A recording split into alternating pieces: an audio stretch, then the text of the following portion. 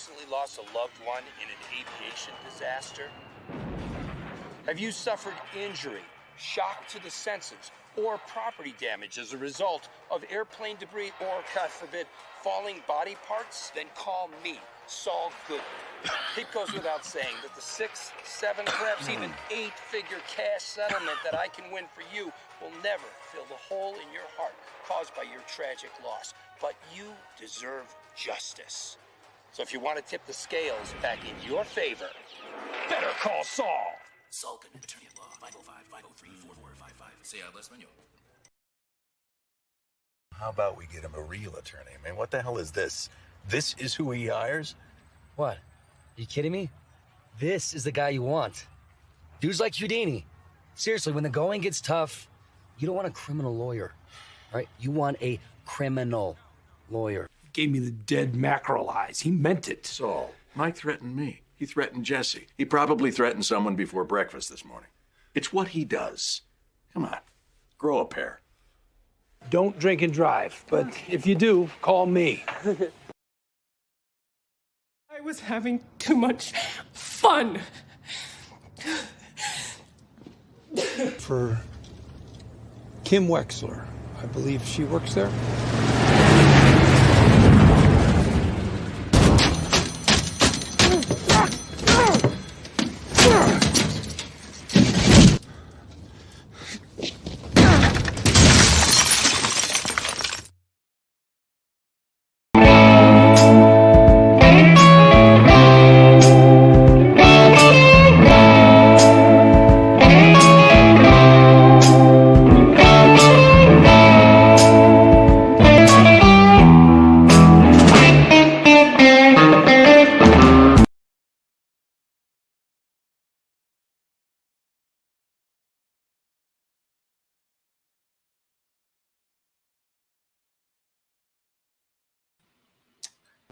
And we are live. Wow. So I can't believe it. Only one episode of Better Call Saul is left after tonight. And wow, tonight, I'll say I was right in my prediction. I'll say that. Well, I like I said, I don't remember. I feel like we agreed on it, but yeah, we definitely were talking backstage. Definitely you were right. Yeah. I wasn't sure like where this was going to go after tonight. I mean, last week's episode ended with Gene breaking into the house, and we didn't hear a peep from Kim for two whole episodes. Well, we got to see Kim tonight, so quite a bit.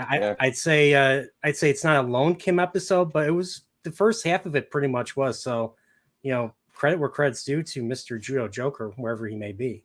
Well, I don't know though. I think obviously there wasn't the way they did it. There wasn't really enough Kim to do a whole Kim episode, right? I mean, she's living a pretty mundane life.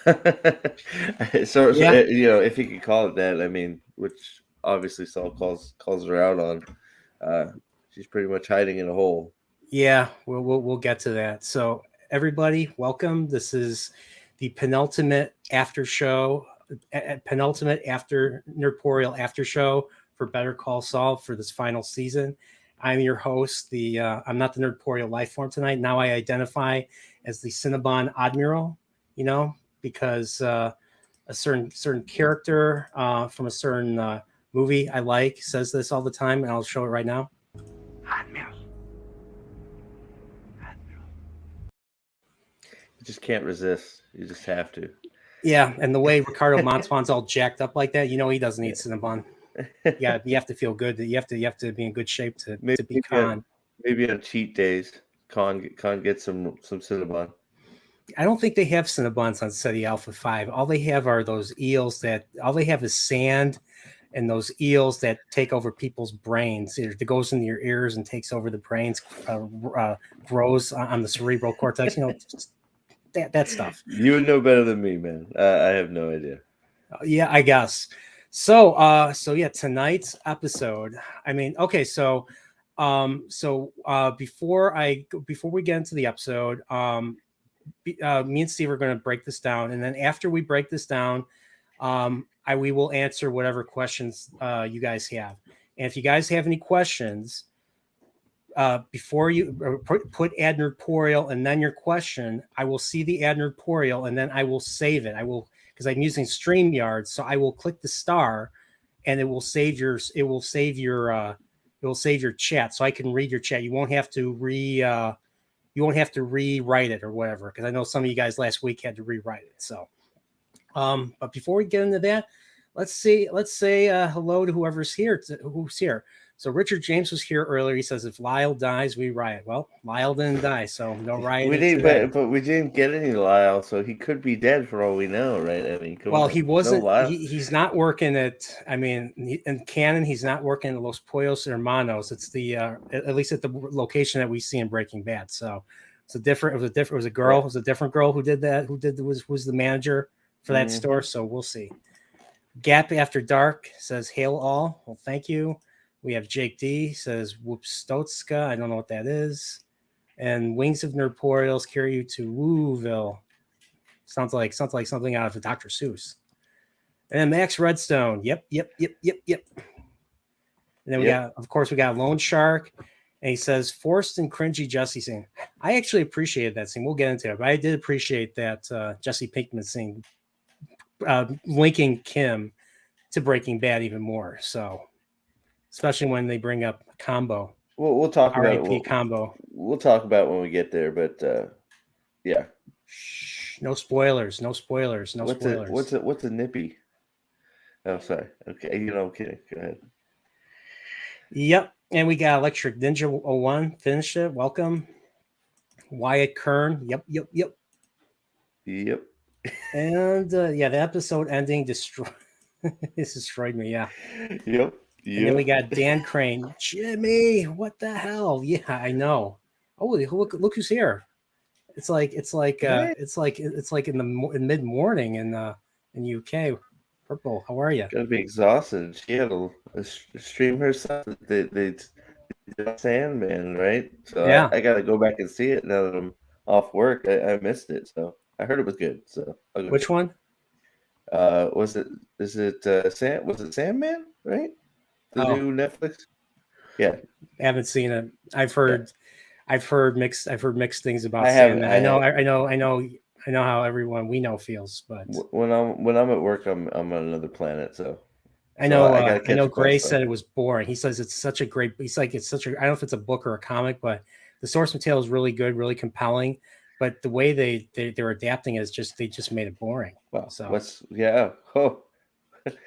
who would have thought? Adapt another failed adaptation. We're not going to go there. Let's talk about something good, right? Yes, exactly. I want to say hello, Fresh Tad. I think this is your first time here. It says Grandma. Yeah. Grandma, yes, Carol Burnett. And then, of course, Purple Valkyrie tells everyone we got to smash that like. We'll have to catch up tomorrow morning. Have a fantastic show. Well, thank you. Thank you, Purple. Oh yeah, I really appreciated that. I like that little opening that you did for my Lord of the Rings interview. Thought that was pretty nice. Thanks for saying that. Hey, of course. If I'm not going to speak up, who else is right now? It was my pleasure, sir. Thank you. I've enjoyed doing this, and I look forward to doing it for many more shows to come, hopefully. So. I was honored to be asked to do it, so it was my pleasure, sir. We have Channel 5. Channel 5. Granny, the ultimate snitch. Yep. Carol Burnett. Marion, I knew, I was, like I said, Marion would be the downfall of Jimmy McGill. Yeah, Morgan McGill. She nutted up pretty good, man. I will get to it. We won't go to the end right at the end, but she stood right up to him, man. And Colin right here. Yeah. Welcome, Colin. I think it's your first time here. Welcome. I love the Life Alert brings it. Yeah, they had to think of the most ridiculous way to bring him down. What do you do? Life Alert. Yeah. It's Saul Goodman. Then we got Henry Lemoyne. Welcome. And so and we got Juno Joker. So yeah, this was it's credit on you. This was not quite the Kim-centric episode, but this first half of the episode was Kim-centric. So yeah, you were right. So credit where credit's due. So once again, if you have questions or you want us to answer anything, if you're okay with us answering questions later, then just hit @Nerdporial and we can answer them. And if you want us to say something right away, then you could send a super chat and we'll interrupt what we're doing to address what's in the super chat. So just saying. And yeah, so yep. Oh boy. So what are your takes on this episode? Your initial takes, your feelings. We'll talk about hallways and feelings. What are your feelings on this episode? Feelings and hallways. We're gonna cuddle. Initial thoughts. I was a little bored first half. It took a minute to get going, which I expected when we saw Kim show up. Obviously, there's a lot of meat. Well, it turned out there wasn't much meat on the bone, at least the way they told the story, right? So there was a little, I don't know, the beginning Kim part, like getting her where she's at, the sprinkler stuff and all that stuff. Now, of course, I laughed, uncontrollably with, her boyfriend in the, obviously in the chat, we have the yups. I couldn't control myself at the making whoopee scene, but because it was just hilarious. But yup. I was like, are they doing what I think they're doing? And then yep. I couldn't stop. I was just like, all right, you know what? I don't care. I'm like, this was Vince. This was pure Vince Gilligan. This was Vince Gilligan written episode. It was one of those things. Even if I found the first little bit a little slow, it was all worth it just to get to that part. Just him. Yep. It's like, oh my god. So it started off a little slow for me, but like I said, that part made it worth it. Like, and then once I guess the call, the infamous phone call, which we get to hear the dialogue for, happens, it goes pretty much right to 90. So and from there I was very engaged and very interested and enjoyed pretty much the whole episode. We took a little bit to go going, but once it got going, Yeah, I thought. Yeah, I'm with you on that. I actually was. It was. I thought the beginning was interesting with Saul. I thought the beginning was kind of okay with we got to see. I love seeing the Saul era stuff, the Breaking Bad era stuff. So like for instance, like Saul is just like throwing his ball. He takes out he's just sitting there while he has people out there. Yeah, and he just takes out the file and he says, this is for dissolution of marriage.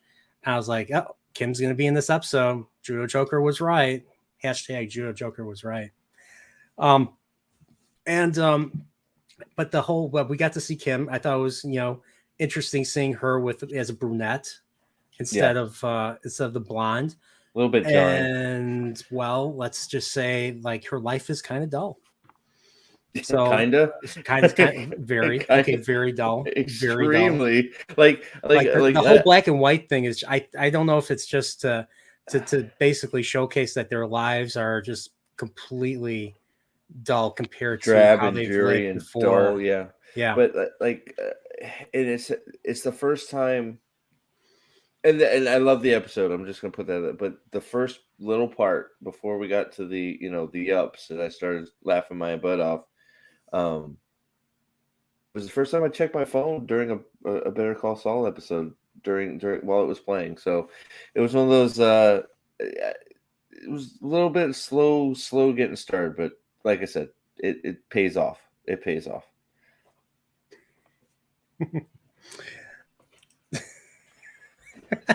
Ask Jeeves. Remember Ask Jeeves? I do. Well, of course, between that and Life Alert. Well, that Life Alert, and of course, it's the old. I can't get up. The old ladies. Goodman's in my home, and he won't get out. The old ladies using Ask Jeeves. It was perfect. It's like Ask Jeeves, Toby. It's like he's just like Ask Jeeves. Oh my god. Ask Jeeves. Yep. Yeah. So, all right. So are you ready to get into this? Yeah. So I know hopefully some more people roll in after. I wasn't sure if we were going to try and watch Talking Saul and go after that, but I hope some more people roll in after that. So I mean, I'm not gonna watch. Probably get copyright claimed for that, probably. So Well, I'll watch it later. They get some interesting stuff in there. So yeah, I mean, I watched. I watched it a couple of days after we did episode 7. Yeah. Heck, I think they do one for. I forget. Did they do one for? No, they didn't do one for episode 8. I don't think. No, I don't think so. I think they only did 1 or 2 this season. I was surprised. They did the one. They did the one for episode 7. I was surprised to see the commercial pop up, and I wasn't sure if you're going to be like, "Oh, we're going to go on a little later so we can watch it." But it doesn't. We don't need to. I just, I'm hoping we. Thank you to everybody that's here now, but I want to watch it. Later. You guys are all awesome. Yep. But once again, if you have questions, type at Nerd Portal and type your question. Especially you, Henry Lemoy. I know you ask a lot of questions, so type at Nerd Portal. That way, I can save it. You don't have to type it again. Okay. You can type my name too. Okay, you can type Profit or add Profit too. I'm less popular, so I'm gonna It's not true. It's not true at all. Okay, I'm comfortable with that. I'm comfortable being less popular. It's all right. It's all right. No, it's not true. I try to model myself after you. You're a gentleman and a scholar, and you do Ocarina of Time things, which I'm a third of the way done with part 1, so I'm looking forward to it. So I just entered inside the Deku tree. So ready for it. So okay, Better Call Saul. I've delayed enough. All right, let's do it. All right, breakdown time. So, all right, episode 12 called Waterworks. Why is it called Waterworks? Well, I guess because Kim works for a sprinkler company, I forget what it's called. It's not called Palm Springs. It's called Palm Beach Sprinkler. I don't remember. Doesn't matter. Not important. Well, I think it's obviously. I mean, we'll get there, but several reasons it's called Waterworks. I would think, not only where she works, but her eventual waterworks, and then the downpour at the end. So, a lot of water in this episode. Yeah. Okay. Judo Joker, because he was right. I'll give him this little leeway. He says, "Could you see my rant above real quick and get it out of the way?" It was my only real gripe with this episode. All right, because you were right about this, I will. Yep. Is that why? Where are you? You didn't like Kim's boyfriend, the way he made. Okay, this is it. Oh, sorry. All right, Judo Joker says, "I'll rant about this and get it out of the way." Ugh. Schnoz teased the flashback of Kim leaving Nebraska in a blaze of glory. I was hoping for that. Doubt they do a character flashback in the finale, but I doubt it. I think I remember that. I was expecting that, like they were teasing something like that. So yeah, I'm with you. I'm with you on that. It's crazy. Man, I retract what I just said. Who knows? Like, because everything, like, you think you know what's going to happen, and something like, and even when you're right, something it doesn't happen quite the way you thought it was going to happen, or you know what I mean. So it's one of those. I mean, I don't know. I mean, you saw. Well, I don't want to go to the end. We'll talk about it a little bit more at the end, because I don't want to go straight to the end with what you see with the stinger. But the esteem is back. We'll just leave it at that, right? But who knows? I mean, right? We could. I don't know. We'll see what we get. We could get some flashbacks. We could get a little bit. I don't know how long the runtime of the episode is, but Okay. Well, we got Skamula Bader here, says new sub for me. Well, thank you. And for that, I have a clip I want to show you. This is how Mike celebrates. How young Mike celebrates. What do you call it? Yeah, this is how young Mike celebrates new subscriptions. I swear, if you ever show your face out there again, I won't. ever. I won't. Ever. I won't. I promise you. Oh. Welcome to the Continuum. I love you, man. You're gonna any excuse to play that clip. Yes, I do. Yes, I do. All right. Okay. So, scene 1. We're in the beginning. We're in Saul Goodman's office. He's throwing a ball against the Constitution. I don't know if that's supposed to mean he doesn't give a shit about the law. I don't know. I don't know if that's supposed to represent something.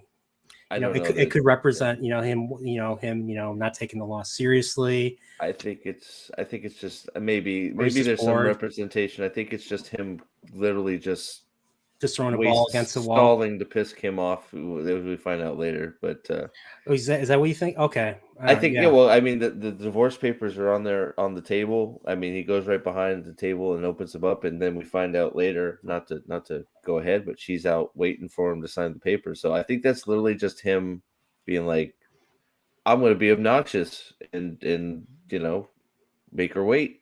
So that was right before that. So that was right before the scene with. So that was right before the scene that we see with Pinkman. Yes. Okay, I wasn't. Okay. Yes. Okay, I did not. Okay, I did not see that. Thanks. Yeah, he sits Thanks down. for putting that together. Yeah, he sits down. He opens it up, sign, and see. You can see it's the divorce papers, and then Francesca's, talking back and forth, and he says, "What are we waiting for? Send her in."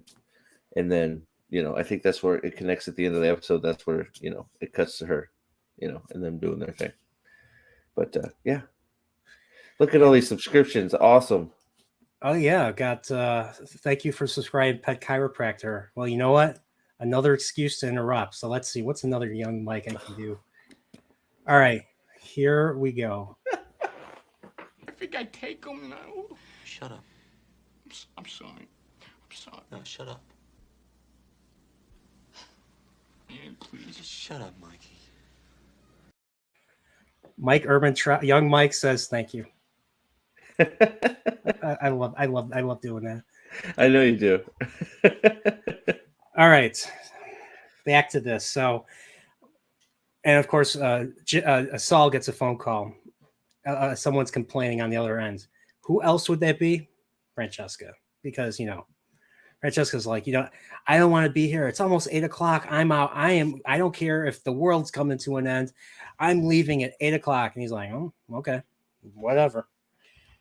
And he keeps throwing the ball against the wall, and he hits the pillar, and the pillar comes crashing down. Maybe the pillar crashing down means that his luck won't always last. Him throwing the ball at the Constitution, it might hit something that will knock him on his ass, or things might come crumbling down. I know I'm putting too much thought into that scene, but you know what? Filmmakers put things in for a reason, so you gotta be able to ascertain what it is. Kind of like I don't know. I think kind of like think with Family Guy, Family Guy of them describing a piece of trash blowing in the air, a bag blowing in the air, and Peter Griffin's getting all poetic about the bag of trash in the air, and God from above is like, it's just a piece of trash. If you've ever seen Family Guy, if you ever seen that old Family Guy episode. I've seen a lot of Family Guy, but it's been a long time. So you're trying to get into that deep lore. Yeah, there you go. Yeah, I know. So he ends up looking at the mirror, and he goes through the file. Yeah, I think you're right. He's stalling. Yeah, and he's going through the dissolution of marriage, and it says Kim. It's obviously Kim Wexler, and then we get the opening. We get another opening, same blue VHS, end of VHS. Yeah. And we see a clip of a silhouette of a woman right there. We get the silhouette of a woman right there. So I was like, yep, that's Kim. I'm going to say it again. Hashtag Joe Joker was right. We're going to see Kim. Yeah. So that's scene one. Not much to tell. Nope. Not going. So scene two, we're back in black and white, and we see the counter. We see someone cutting potatoes. If you're in UK and I say potatoes, I hope I don't offend you, because I know in UK you guys all say potatoes, which is weird because I never say potatoes because I'm American. So potato, potato, yeah, potato for me. Yeah, I don't worry, Henry. I starred your comment, so your comments are listed. I have a list of your comments, So I'll find it afterwards. So. All right, cool. Oh, you're saving them for the end. Is that what you're doing? Okay. Yeah. So in StreamYards, if you go onto the chat, there's a star in the upper right corner, and you click on it, and then it goes into another tab. I got you. Yeah. So, All right, cool. I'll keep an eye out for any of those and let you know. Yep. All right. Thanks. Cool. All right, forward. So Kim is now a brunette. Very jarring. I was just like, oh, she wanted to change her. She wanted to change her appearance. I guess she wanted to put almost everything away from that old life in Albuquerque. Quit being a lawyer. She's not practicing in Florida. I think she's in the market. I think she's in the marketing department because she was putting together the website. Website, and she was probably. I thought it could have been PDFs of catalogs. Catalogs for customers. Yeah, she's definitely not practicing anymore. I mean, she obviously left everything behind. So I figured it's either probably marketing, sales. Probably not sales, but marketing or definitely marketing, website design or something like that. I mean, obviously she's putting together the website, making copies for the website, getting information for the website. So working for manufacturing it's very familiar to me. I'll say that it's very familiar to me. So, so it was interesting seeing that again. But apparently Kim so we got a guy comes in with groceries. I didn't even get so apparently she's got a boyfriend, and I didn't get his name. Did you get his name? Did they even say his name in the episode? I don't know that they even said his name, to be honest. So he comes in with groceries, and I'm assuming he one trip, because that's what guys do. We all do one trip. I know I do. I will literally, like, if we're like, in my case, we do plastic bags here. I will literally, like, I will go up all the way up my arm to fit as many grocery bags as possible on both arms. And usually one arm always carries more groceries than the other. And what stinks is the arm that carries all the groceries, that side pocket always has the key. So I have to use my other arm to reach like this awkwardly in the car to take out my keys to get into the house. So just saying that's the life. That's my life, is going to the grocery store. I just leave the door unlocked, man. I kick the door open with my beefy legs. Leave the door unlocked. Do you tape the door like tape it, Jeff does? That way I don't have to deal with locks. Absolutely. Why not? There you go. So apparently they got groceries, and I think she asks about mayo, and he bought he brought Miracle Whip instead of mayonnaise. It's like, Miracle Whip tastes nothing like mayonnaise. It looks the same, but it's not. It doesn't even look the same. Idiot. Miracle Whip is completely white, whereas mayo has a yellow. If you get we always get Hellmann's. I don't know what you guys get, but we always get the Hellmann's. Yeah, I mean, Hellmann's where I am. I know Duke's is the thing. Like, I know there's like I've never heard of Duke's. I'm not. It's a southern thing. Correct me if I'm wrong. Anybody in chat? I don't know. I've never had Duke's, but I've heard of Duke's. But I'm not a big mayonnaise guy as is. So, but like, I know the difference between mayonnaise. Sandwiches. It's got some sandwiches. I have a horror story why it turned me off to mayonnaise, but it's not for everybody. Yeah, I know it's not for everybody. But mayonnaise is not Miracle Whip. Miracle Whip is like it's almost like salad dressing type. It is salad dressing. So it's like, dude, it's like I don't know why my initial thought was, dude, what a freaking moron. He can't even get mayonnaise right.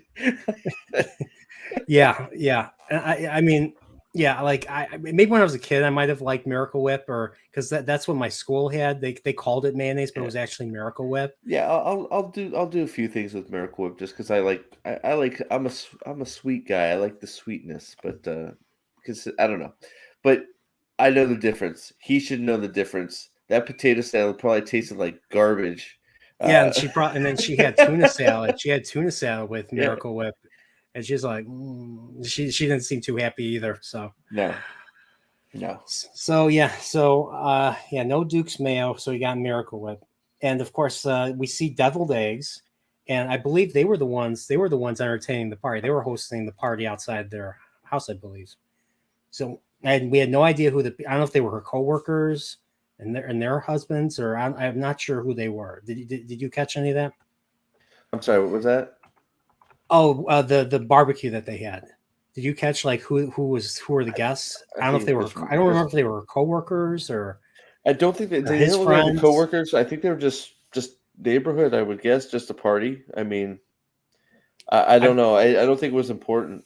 I've been to enough. I know I've been to enough barbecues to know that everything they showed is true. Like the men always, segregate from women. The women are always hanging out, talking in their little corner, and the men are talking by the grill. It's the standard.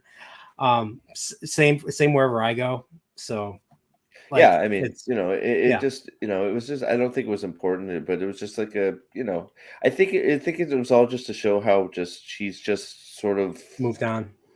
She's in this life, just mundane. What do normal people do? Well, normal people have barbecues and get together with their neighbors on the weekend and cook, stuff and they say yep when having sex. Yep. Yep. Yep. Yep. Yep. Yep. Yep. Yep. Yeah, yeah. I mean, he didn't even put any flavor. Nothing. Yeah, it was you know what's funny? I feel kind of bad because I didn't even write yep. I just wrote down she got laid right in the bottom, right there. So it was just like it was his cadence. That's all. He just so for a second, I thought he was. For a second, I thought I don't remember if I thought Saul was talking to the boyfriend on the phone, despite the fact that he called the company itself. Yeah. But no, I was wrong. Yep. He did talk to Kim. He did talk to Kim. Yep. Well, sort of. I mean, she basically just let him talk. I mean, he didn't say much of anything. She didn't say much of anything. She just basically said hi and acknowledged that it was her, and then he just unloaded on her, basically, which rightfully so. I mean, to a point. I mean, I don't know. I don't know. I find myself siding with Saul on some of the stuff, just his frustration towards her. But we can get into that later. Yeah, we're almost there. The last time we see the guy, he's like, "Hey, there's a new Outback opening up. You want to go on Saturday?" And she's like, "Sure. Why not? Yeah, that's what normal people do, right? We go to Outback. Go to Outback on the weekend. Outback opens 4 p.m. Central. Opens only for dinner. Come on, I mean, yeah, come on, Outback's Outback. good. That's that just shows you how dull her life is. If they're looking forward to going to Outback Steakhouse. I do have to admit, though, the Bloomin' Onion. Wait. Why are you dissing Outback Steakhouse? There's nothing wrong with Outback. I'm in Steakhouse. Chicago. We have much better. We have a lot better options here. Well, I'm sure you have much. Okay, all right. It's garbage. All right, you're never gonna get that sponsor. I'm trying. All right. Yeah.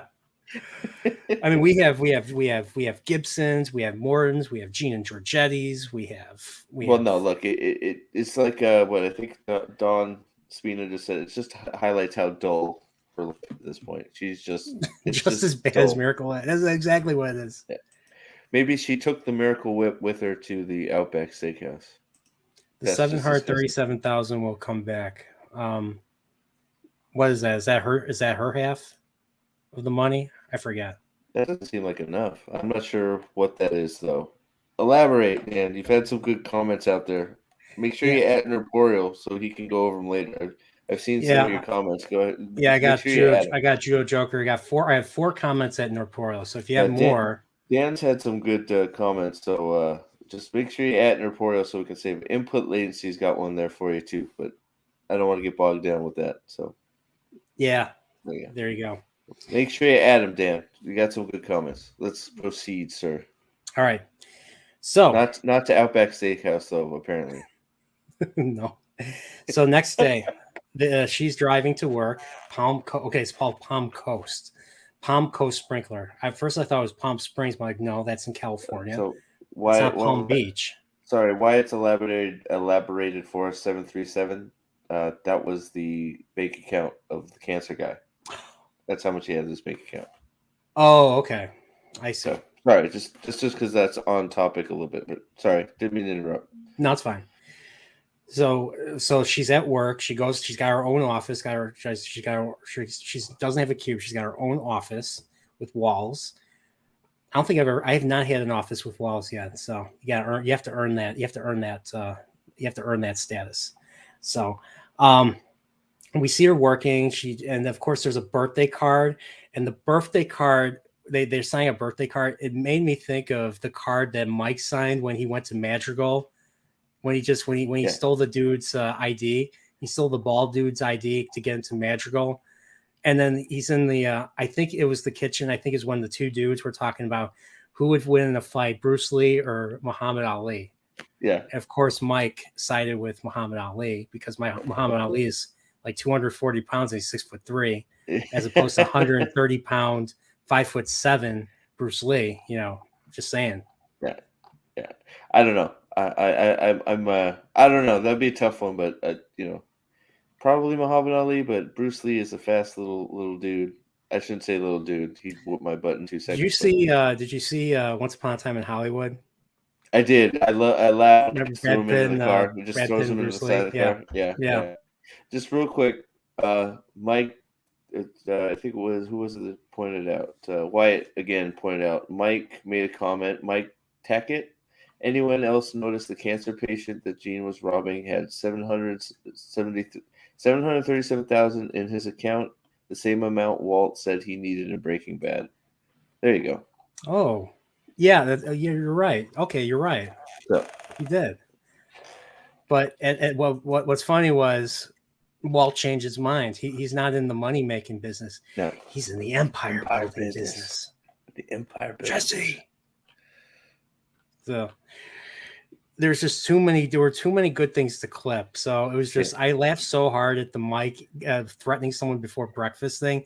That's why I included it in this opening. So there you have it. So back to this. So she's at lunch. She's eating outside. They're all of her coworkers are talking about drugs.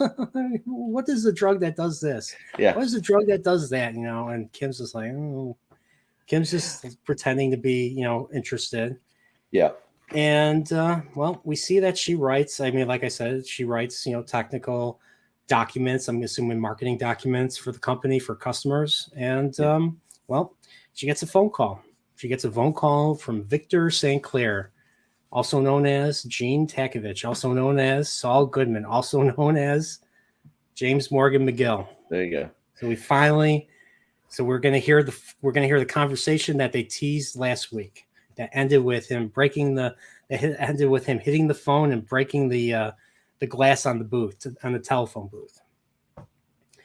So here, she's just not saying anything.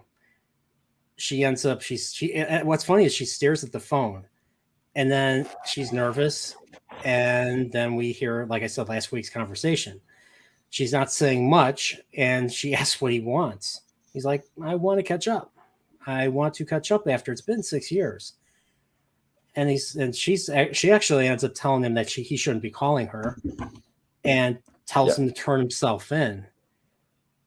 And that just sends him off on the deep end. Like, he's just like, who are you to say? That's Rich. Who are you to say all this and stuff? You don't know what I did. You don't know what's happened. And I mean, you want to say something, go ahead. What's funny is he dares her to say something, because he tells her, you know, Mike's dead, Fring's dead, Lalo may be dead. Yeah, so like, apparently Lalo's dead. It's like, yeah, apparently Lalo's dead. You know, he never knew for sure, even though Mike told him he was dead, he was gone. Yeah, I don't think he ever believed him, because well, let's say it. I mean, let's face it. Mike told him that Lalo Salamanca was going to die tonight, and at the end of season 5. Yeah, and this was right after Salamanca. Well, right after he paid them a visit. Yeah, what happens? Well, he pays them another visit, and then he murders Howard in front of them. So that would probably scare you for the rest of your life. Oh, yeah, unless you saw a body at that point, probably. And he didn't see a body, so he probably thought he might be alive. He might be out there. Oh yeah. Hence why he says Lalo. And then last week, Jesse's like, "Who's Lalo?" It's like, nobody. Yeah. Apparently he's dead. So I like how you just threw that in. Apparently Lalo's dead. It's like, but I do have to say, just quick segue since we brought up Lalo. I don't know if you've seen the there's something on I forget, I don't know which YouTube channel it is, but cooking tacos with Lalo. It jumped up on my feed. I'm like, hey, I'm gonna have to watch that Lalo style tacos. I'm into that. I had, it's funny. I had taco salad today, but the taco salad was very gringo. I had lettuce, tomatoes, cheese, sour cream, and salsa. You don't put that on a real taco. You put cilantro, onions. It's either lengua or carne asada or pastor or pollo or pescado and salsa. That's it, green or red salsa. Yeah, well, I love tacos. If you put meat in a tortilla, I'll eat it. That sounded really weird, but let's proceed. Apparently, I have tiny hands, and everybody keeps commenting that it looks like I have my hands on my knees. So it was unintentional. I felt this was a good because I believed what Judo Joker was going to say, or his prediction. I thought this was going to be a very Kim episode, and I was right. So I think this picture is. I think this background is fitting, justified. Yeah. Agreed. So. I just laughed at that. Magic Ace made that comment. I'm like, you know what? It does sort of look like I'm a small person with my hands a little bit. If I adjust there, that's pretty good. I'm just trying to stay right there. You look like Dorf on Better Call Saul. I don't know who Dorf is. It's just it's a little person. We'll just okay. We're going maybe you're his puppet. Oh man, that's Marion. Pretty good positioning. I'm gonna try and just stay in that position. There you go. All right, we're pretty good. Yeah, I'm looking pretty good. Look at those arms. Look at those tiny arms. Man, why are my hands so much tanner than my arms? Whew. Because you didn't go outside. You just stuck your hands out in the Albuquerque sun. Yeah, there you go. I guess so. Yeah. Abogado, Bagman. Oh boy. So going back to this. So yeah, like I said, he challenges her to turn herself in, and and mocks her, saying that, oh, you're the one with the guilty conscience.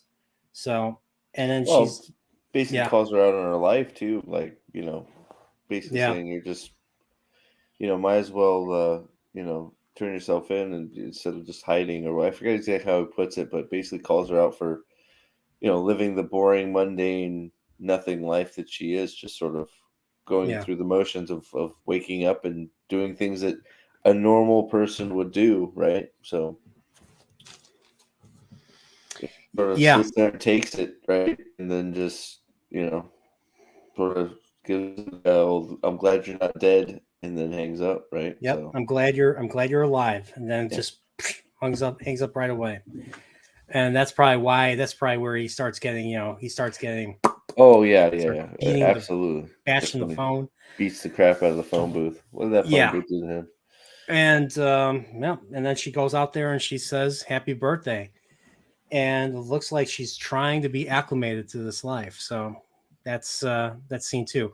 Oh, by the way, I took your advice last week. I actually watched it. So yeah, they did not. They don't post it right away. They don't post the episode right away until like a few minutes after, like 3 to 4 minutes after. So I watched it live, the first scene. I was kind of late for that too, but I watched it live. But then I went back and checked to see if they actually posted the episode itself on AMC Plus, and they did. So I watched it there. First commercial, I was able to get it. Yeah, first commercial break. They'll post it up so you can watch it commercial free. Little tip from us here. After first commercial, go to AMC Plus. You can watch the whole episode commercial free. No issues. So you got to get to that first commercial I found, and then they post it. So so I felt this was kind of mundane, but I was kind of mundane up but this conversation was what really getting to the conversation was what sparked the episode. Up until there, I was getting a little worried. Like I'm not even gonna lie. I was like, oh my goodness gracious, this please don't fall on your face here, because it was a little bit slow getting there. But as soon as that conversation happened, full speed ahead. Yeah, and I went onto IMDb today, and apparently I don't know if this is true. I don't know if these were true reviews, but I went to IMDb to look for this episode because I wanted to find out how long it was going to be. And it's someone left the top comment was that they were disappointed in this episode, that this just didn't answer enough questions, and it's supposed to be the penultimate episode. So, and of course, it got downvoted. It got downvoted like 80, which is not much, but on IMDb it's a lot. So, well, I mean, it starts slow, like, but I mean, it makes up for it in spades. Like for me, I mean, it's one of those. First, you get the full on just laughathon with her boyfriend. I mean, I'm sorry, I laughed. I laughed for out loud, right? I mean, it's just there's no getting around it. It's just funny. You change your name. Yep. It's just like, you know, like, look, man, like episodes that have something like that, like there'll be memes about that forever. Like, and that's great. So that made up for a little bit of the slowness, and then you get to the conversation, and boom, you go right into it. So, I don't know. I think it sets up the last episode great. Yeah. Let's keep going. Yes, sir. So we see that silhouette of Kim that I took note of in the beginning when they showed the intro, when they showed the opening credits, VHS. We saw a very glimpse of it. We see that very same silhouette, and of course it's Kim. And where is she? Well, she's in Albuquerque. She went back to Albuquerque. And what does she do? Well, she gets a ride and goes to the courthouse. So we get to see the courthouse in black and white. Well, we see her. We don't really see who she meets. I'm assuming, I don't know if what's her name, Suzanne, is still the assistant DA. But you know who we didn't see? We didn't see what's his name, Bill Oakley, because Bill Oakley's got his own practice. He's filling in for Saul Goodman. I was hoping we'd see him doing something. Like even if it's just passed by in the hallway.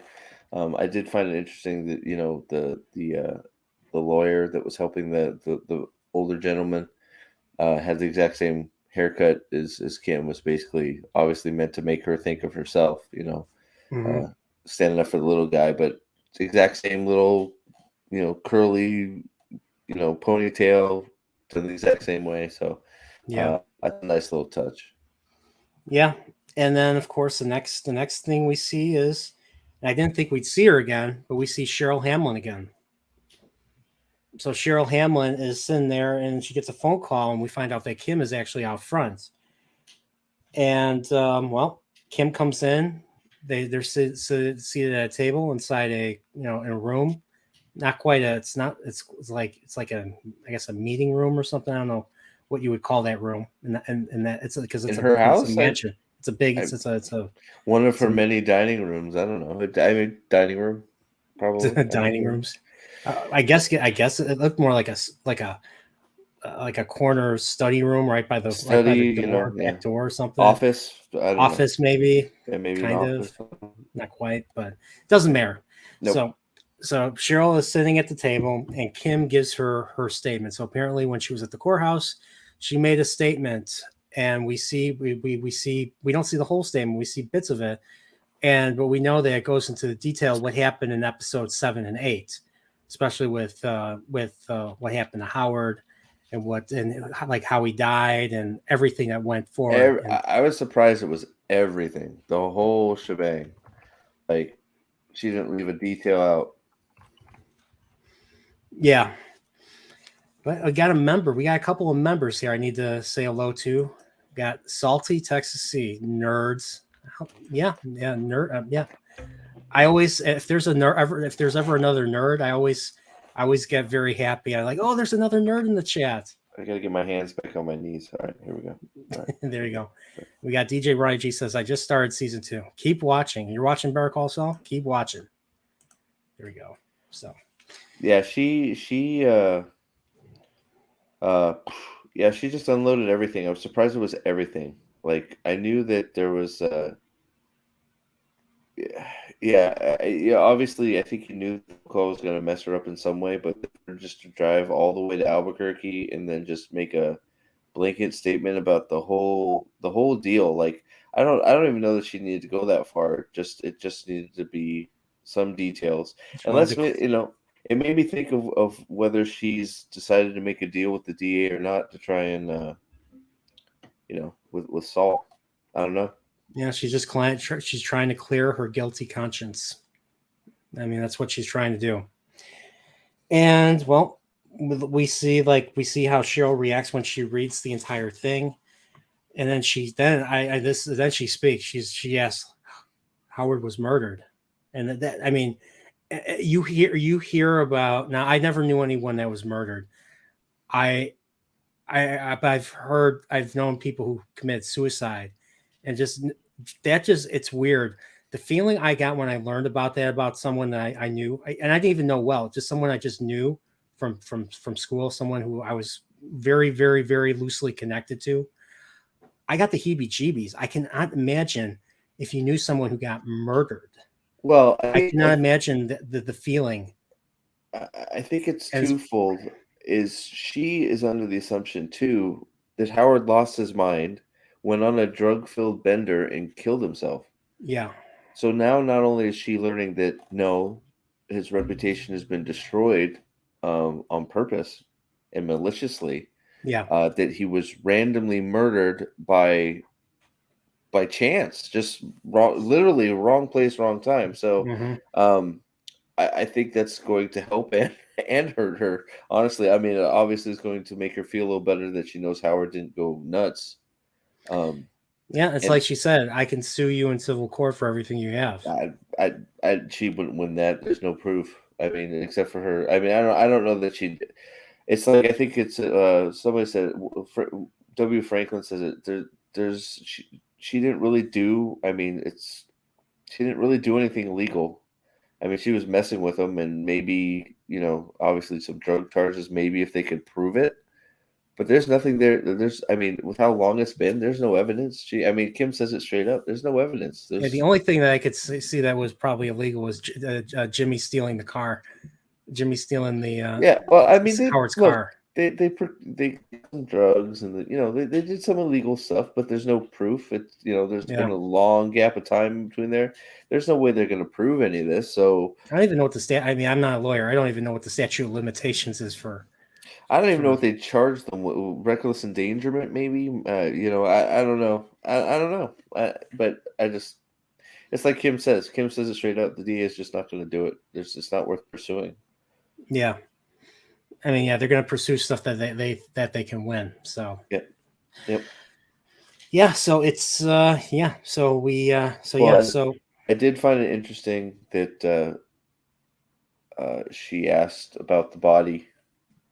And Kim couldn't answer it because and she doesn't know. And she's basically like, they'll keep looking, but they're not going to find it, and they don't. It's kind of funny because the lab was already, so we know that they were buried in the lab, him and Lalo, and the lab. I mean, because of what Walter White did, the DEA now has the lab. So I don't know if they thought to excavate. Robin in your chat does bring up a good point. Covering up a murder is definitely illegal. So that is a good point. So I guess I don't know. It also makes me wonder. Excuse me for adjusting here. My knees are getting no. Sorry. Makes me wonder if there was a deal put in place too that made it so they wouldn't even try and bring Saul in. He's the big fish right now, still out there with connections, all kinds of things. So. Everybody in the chat's like, dude, it's illegal to cover up a murder. Yeah. Unless you work in Washington D.C. Whoops. Hey, you said it, not me, man. They're gonna take down your covering. Yeah, that one slipped my mind. Sorry, I haven't covered up any murders lately, so the fact that they didn't come out and say it, they had to follow what Mike told them and stuff. So that's illegal. At that point, super illegal. It's definitely illegal. So my bad. Probably totally. felony level illegal. Oh yeah, no, not yeah. But then again, no body, no crime, right? So I mean, did have trouble proving it, except for her. She's admitting to it. It's like I don't know, it's sort of a gray area. She's basically confessed to it at this point, so it's like I guess they could prosecute. She's confessed, right? What would they need to prove? She just confessed that she did it. So right? So I mean, the more we're talking about this, like, okay, well, she got the confession on paper. That's a pretty egregious crime now that we're talking about it, right? So yeah, why wouldn't they? Why wouldn't she see some time? mm-hmm. I mean, if you confess, you know, I mean, I guess you still, you know, she could still go and plead not guilty and fight it, and then, you know, but a confession is a big deal when it comes to that stuff. Yeah, I mean, the question is, do they believe you? That's the key. Yeah. Well, a lot of people will make fake confessions. Well, W. Franklin right here again, Fifth Amendment right to not incriminate yourself. So, you know, so that's why they wouldn't prosecute. So, you know, a lot of people in your chat, again, much smarter than I am. So we'll just, you know, leave it there. Smarter than me too. So basically, so after Cheryl threatens Kim with civil action, Kim just doesn't say anything, and she just looks like she's ready to face the consequences. She's resigned to her fate. Yeah, trying to find the right word, but it's resigned. She's resigned at this point. Yeah, I think just her reaction to all that is like, and I think that sort of turned her from her initial course to be like, I need to punish you. It's like, oh wow, something's going on in your head there. So she gets on the bus. I'm assuming she was going back to Florida or something, and she just you see it. It's a gradual buildup. You see how she starts exhaling. That was a great scene. Yeah, and she just breaks the fuck down. Excuse my language. She just breaks down. Break the fuck down. It's probably accurate. And there was no dialogue. I was expecting people to come up to her and say, "Honey, is everything okay?" We just see an arm. We see a hand. Like we see a hand of an unseen person, touching, like holding her arm or touching her arm in support, and that was it.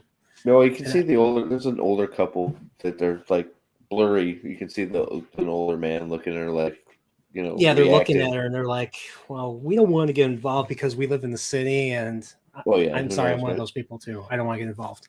But just the gradual breakdown to just basically hysterical crying. I mean, crying. We'll just say, obviously, very, you know, release. Yeah. Just her trying to hold it in and eventually just not being able to do it anymore. That was a great piece of work, I gotta say. That's right.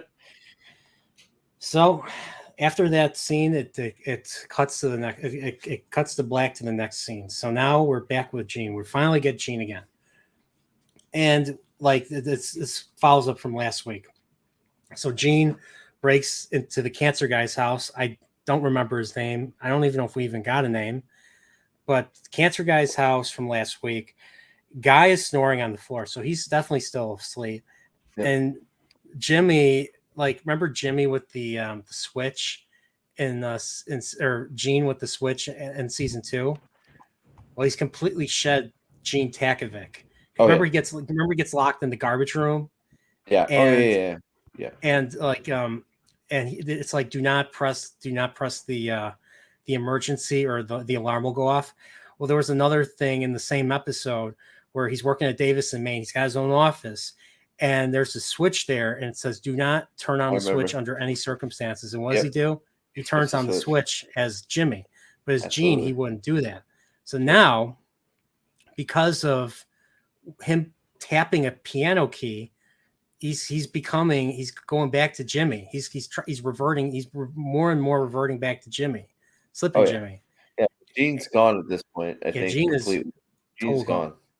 I mean, except for the mustache and the loss of he hair. He looks like Gene, but he's not Gene, right? He's not Gene. No, that's true. So he's living it on the edge. You know, he's doing this. It's like last week's episode. He's Breaking Bad. Oh yeah. There was a point where I got kind of nervous. I was like, is Jimmy going to do something to Carol Burnett? Because, I mean, Carol Burnett's 90. She's like 89, 90 years old. Well, I was worried he was going to do something. There were a few of those moments in this episode. I mean, I thought he might bash cancer guy's head in there for a minute. I was like, don't. He's like, no, don't do that, please don't do that. And thankfully, he passed back out. But I thought for a minute he was gonna brain the dude with his dog's ashes. I was just like, no, what are you doing? Like of all things, like there's so many things up there. You had to take the you had to take the urn. You had to take the urn of a dog. Yeah, well, I don't know. This is just self-destructive. I think this is partially maybe him just being done. I mean, he left so many signs, and the whole point of these heists are to leave no sign that you've been there. I mean, he took the watch. He breaks in. He breaks in. His fingerprints on the door. He takes the watch. He gets a cigar. He leaves the cigar the humidor open. There's a million things that they're just like screaming that this guy was robbed. So it's just like, I wasn't sure if this was just him self-destructing on purpose. Mm-hmm. I think so too. I mean, he would not have done that. He wouldn't have just broken in. Like he's on a course of self-destruction. I totally agree with that. I mean, even with the glass break at this point, with him being asleep on the floor where he was, he could have took the pictures. He got the passwords. He's gone. The guy wakes up and he's like, "Oh, I don't remember breaking my window. Everything's still here. No problem, right?" So, yeah. This is all he just self-destructed, just making bad decisions again, right?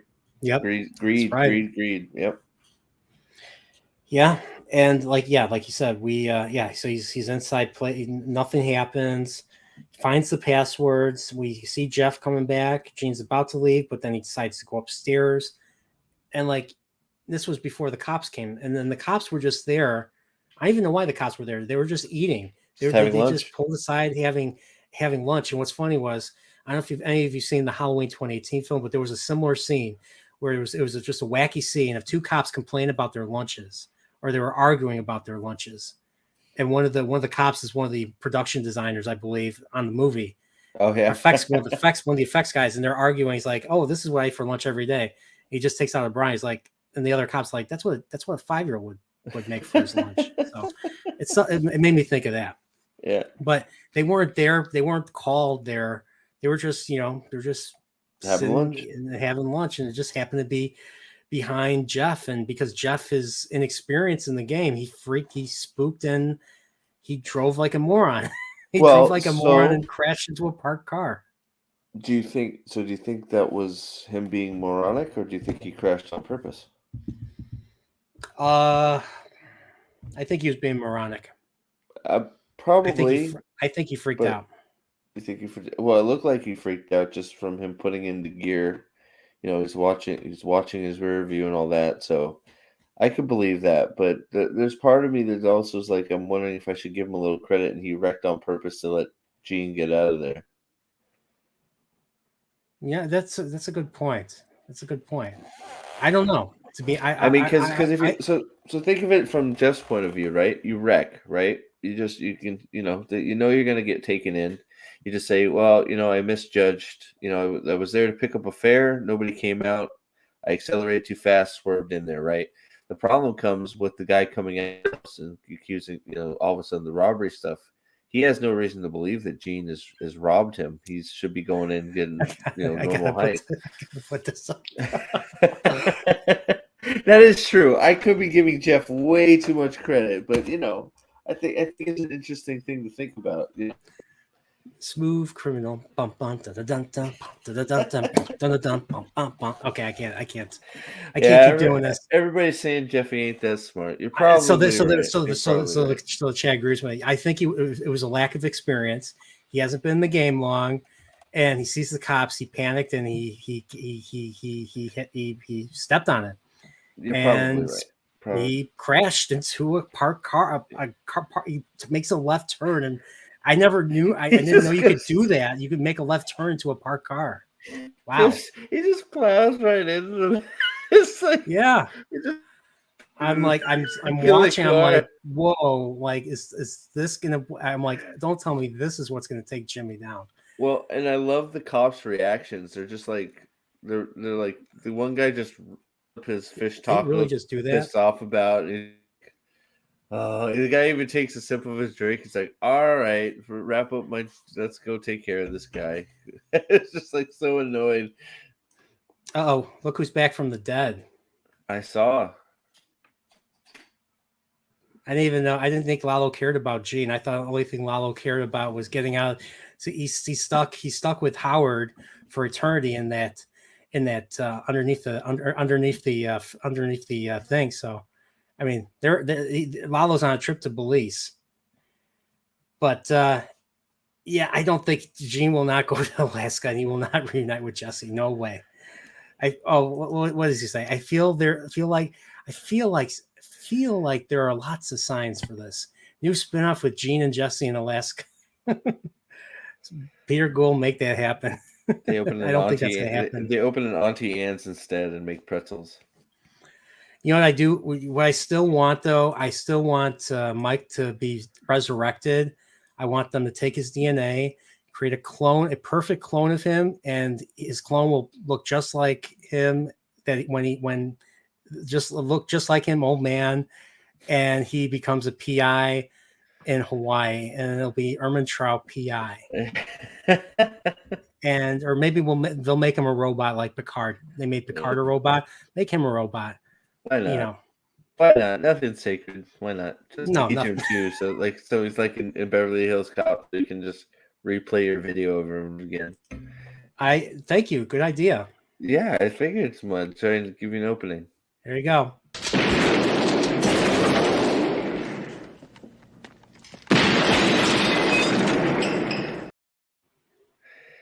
I love how you cut it just before he takes 3 in the chest. Well, actually, no. Eddie Murphy takes out his hand and tries to shoot, but Mike is gone. But I didn't want to. Oh, you're right. I didn't want to keep the clip too long. I wanted to show because we don't want Mike to look bad. We want him to be Mike. I apologize. I got my scenes mixed up. You're absolutely correct. Yeah. Like I would never show Eddie Murphy shooting Mike because that just didn't happen. Defeats the purpose, right? Yeah, yeah. Plus, we want to. Yeah. Mike faked his death in that scene. There you go. That's all I'm saying. He always did. All Mikes come together to form Uber Mike. Uber Mike, Mike, like Uber Shredder, Super Shredder. Yep. There you go. Yep. So Jeff is so it's funny that there's that what do you think of that watch? I've never seen that. They had that little watch thing where the watches were rotating inside the box.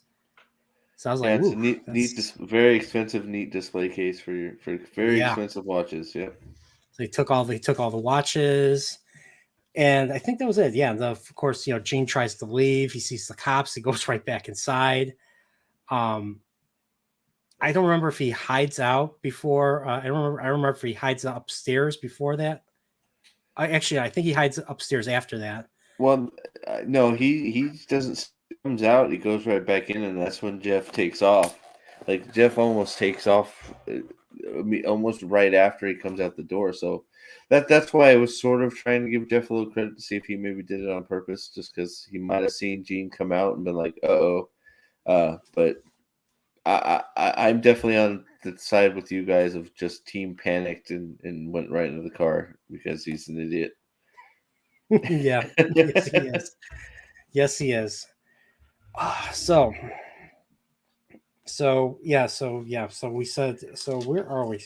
So now we're at, gotta turn the page. We're almost done. So we're in the next scene, and it's color. And Kim Wexler is in Saul's office, and she is signing divorce documents. And then Saul just asks, "Why Florida?" And then we find out that she will not take her half of the Sandpiper money. Right.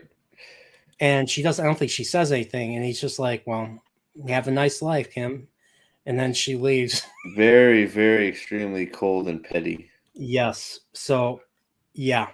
So I don't know, like it kind of ended with her, packing up and stuff. And you kind of wonder, like, what was Jimmy thinking? Because Jimmy, I think, was still trying to, keep her. He still wanted, despite what she Well, revealed to him. I mean, so it's one of those things. It's like I think I said it earlier. I sort of feel myself siding with Jimmy on some of this stuff because now, don't get me wrong, Jimmy was a willing participant in all of this stuff, but there were several times when Jimmy was more than happy to stop, and she kept pushing, and then he kept doing it because she wanted to, and then you know the event happened, and then she's obviously now damaged beyond recognition. So I could sort of see where he's coming from. It's like, well, I did all this for you, and now you're ditching me. What the f? But you sort of see what she's saying too, because they do tend to team up and do bad things to not necessarily bad people. So, it's sort of hard to pick a side on who's right or who's wrong in this, but you can definitely tell they're both handling it very, very differently. Mm-hmm. Yeah. Yeah. So, and yeah, he, like I said, he ends up saying, have a nice life. And right after that, we see as she's leaving, he's in the office and he's like, no wonder why Francesca hates him. It's like, hey, he's like, hey, sweet cheeks, who's next? Let's make some money. Let's make some money. And she just, of course, stops. And she's just like, Kim doesn't even say anything. She just takes off. And then we find out who's next. And it's Emilio. And Francesca's like, where's your paperwork? And Emilio's like, I don't do no paperwork. I'll be honest, the actor looks exactly. I agree with the chat. The actor looks exactly the same. I think it was John Koyama, I think is his name. Yeah, I think he was only in the first episode. And of course, his body was in episode 2. And we know what happened when they tried to dissolve his body in the bathtub. Yeah, he looked. Which is why I kept watching the show. I saw that. I was like, dude, I got to keep watching this show. Yeah, he looked exactly the same. Like, I think a few people said in chat, kudos to him. He looks exactly the same. He looks much closer than Aaron Paul to Jesse. Jesse, it's a little bit. It's still a little bit. His voice has also changed. Aaron Paul, actually, I thought he delivered better in this episode than he did in the last episode. Last episode, it sounded like he had a horse of a voice. His voice was very hoarse. It was like he was hungover or something. Yeah. No, I think definitely more effort went in. Well, I shouldn't say effort. I think he delivered better, but it was still weird, off, not a little off. I didn't see. I mean, what do you expect? I mean, come on. It seemed very Breaking Bad, like he was trying to start, small talk with her, like he would try to start small talk with anybody when he was uncomfortable. Oh no, I don't have it. I think everything like that was dead on. The conversation was it was his delivery from Breaking Bad to this. It just different. It was, but it felt more in line with like El Camino. Yeah, it's years and years of not playing. So what can you do? But it's just like if you're asking the guy to do that's a hard thing to do, man. Replicate you as a kid. Yeah, I mean that's how many years since Breaking Bad? I mean, come on. I mean, he was in his 30s when he did Breaking Bad. Now he's in his mid 40s. Now I think he's in his mid. He's in his 40s now. So it's not like he looks bad, but it's different enough. It's just like it's a little bit weird. Whatever. I mean, look at Mike. I mean, look at young Mike from 1984 versus Mike in Breaking Bad. What are you talking about? I think you could just replace one with the other. I wouldn't tell the difference. Okay. Yeah. Okay. You're not wrong there. You're right. So. But so Kim goes outside and we find out that, it's raining in freaking Albuquerque. I didn't even know it ever rained in the desert in Albuquerque. It's a very rare thing. And Kim steps outside and takes out a cig. And a certain Jesse Pinkman wants to bum a cigarette off of her. And of course, like I said, he tries to get into small talk. They're talking about the storm. And then what I appreciated was that Kim is more connected to the Breaking Bad universe than I thought, because she represented Combo. Remember Combo, the one that remember Jesse's friend Combo, Christian Ortega, the one that got shot by Brock's uncle, the kid on the bike. Yeah. Basically sets season 3 off, and Yeah. the kid is the reason why season 4 went to complete hell and everything, was because Gus had those 2 dealers using kids as like mules, and what happened? Bad. Well, they said no more kids. So what did they do with the kid? He said no more kids. So what happened? They killed him. Yeah, that was a tough one, man. That was fucked up. That was a tough. I don't do well with some of that. With it, I don't do well with that. You know, a lot of guys know me by now. I got 3 kids. Any of that stuff, not good. No. It hurts me quite a bit. Especially when we find out in season 4 about the ricin cigarette and Brock. I'm just like, gosh, what is it? Like, what's funny was it all happened off screen. It all happened off screen. But that thing where Jesse confronts Walt and he has the gun pointed at him because he's like, I know it was you. And then Walt just takes the gun and points at his head. He's like, you think I would ever poison a child? Jesse, I have kids myself. Oh my God, that scene. I need to clip that. Such so great good. acting, and wow, and then we find out at the very end of season 4, the lily of the valley was the actual poison, those berries from the lily of the valley. And what happened? Walt had it in his backyard. That's how the season 4 ended of Breaking Bad. I saw that. I was like, whoa, holy shit. I can only imagine. I did not watch it when I wish I would have watched it aired. It would have been fun to watch it with people. Just to watch it with like you know, like Game of Thrones. Like they have the Burlington Bar in Chicago where they show people reacting to all the big things that happen in Game of Thrones. Yeah. I can only imagine watching Breaking Bad. Oh God, with man. a group of people and just reacting to the shit. Jesse's girlfriend, just him watching her. I watched Jane die. He says that right before they take him away in Ozymandias. I'm like, oh, Jesus, Walt, man. Jesus. Heisenberg, man. Good Lord. Heisenberg. But I got a $5 super chat from Wyatt Kern. Thank you, Wyatt Kern. You are awesome. You are definitely my Huckleberry. I asked Jeeves for the best Better Call Saul After Show podcast, and your channel popped up. Yeah. I know that's not true because I don't think Ask Jeeves exists anymore. It does. No, it does. Ask Jeeves exists. Does it? I'm going to double check. I looked it up the other day because somebody told me to use DuckDuckGo for something. I'm like, what? It's now ask.com. Oh, it's ask.com? I'm going to see if it does, just for fun. Best matter. Yeah, Joker. Yeah, they rebranded. Yeah, there you are, right there. No, I don't know, dude. This is terrible. Don't use Ask. My gosh, Ask is ass. Don't use Ask. Sorry, let's not get derailed here. So we get so apparently Combo. So Combo was one of Kim's not per diem pro bono cases, and Combo one day, I don't know what he was thinking, he stole a baby Jesus. He stole a baby Jesus from a nativity scene, and they're just like, I like how Jesse's like, you shouldn't do that, you're gonna go to hell. So she got him off, and Jesse asks her about Saul Goodman. Like, is he any good? Is he the real deal? And he talks about his friend being in trouble. Of course, his friend is Emilio, obviously.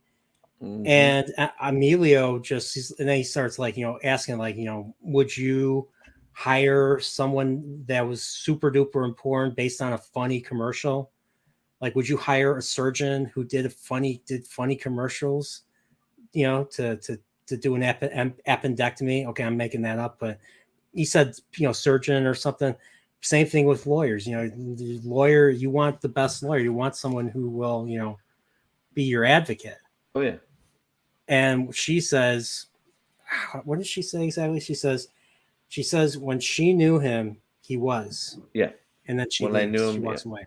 Right. When I knew him, he was. So she doesn't know him anymore. Yep. And yeah, they're totally different people, and or not totally different, but they're just going their separate ways at this point. Fully Saul Goodman at this point. Yeah.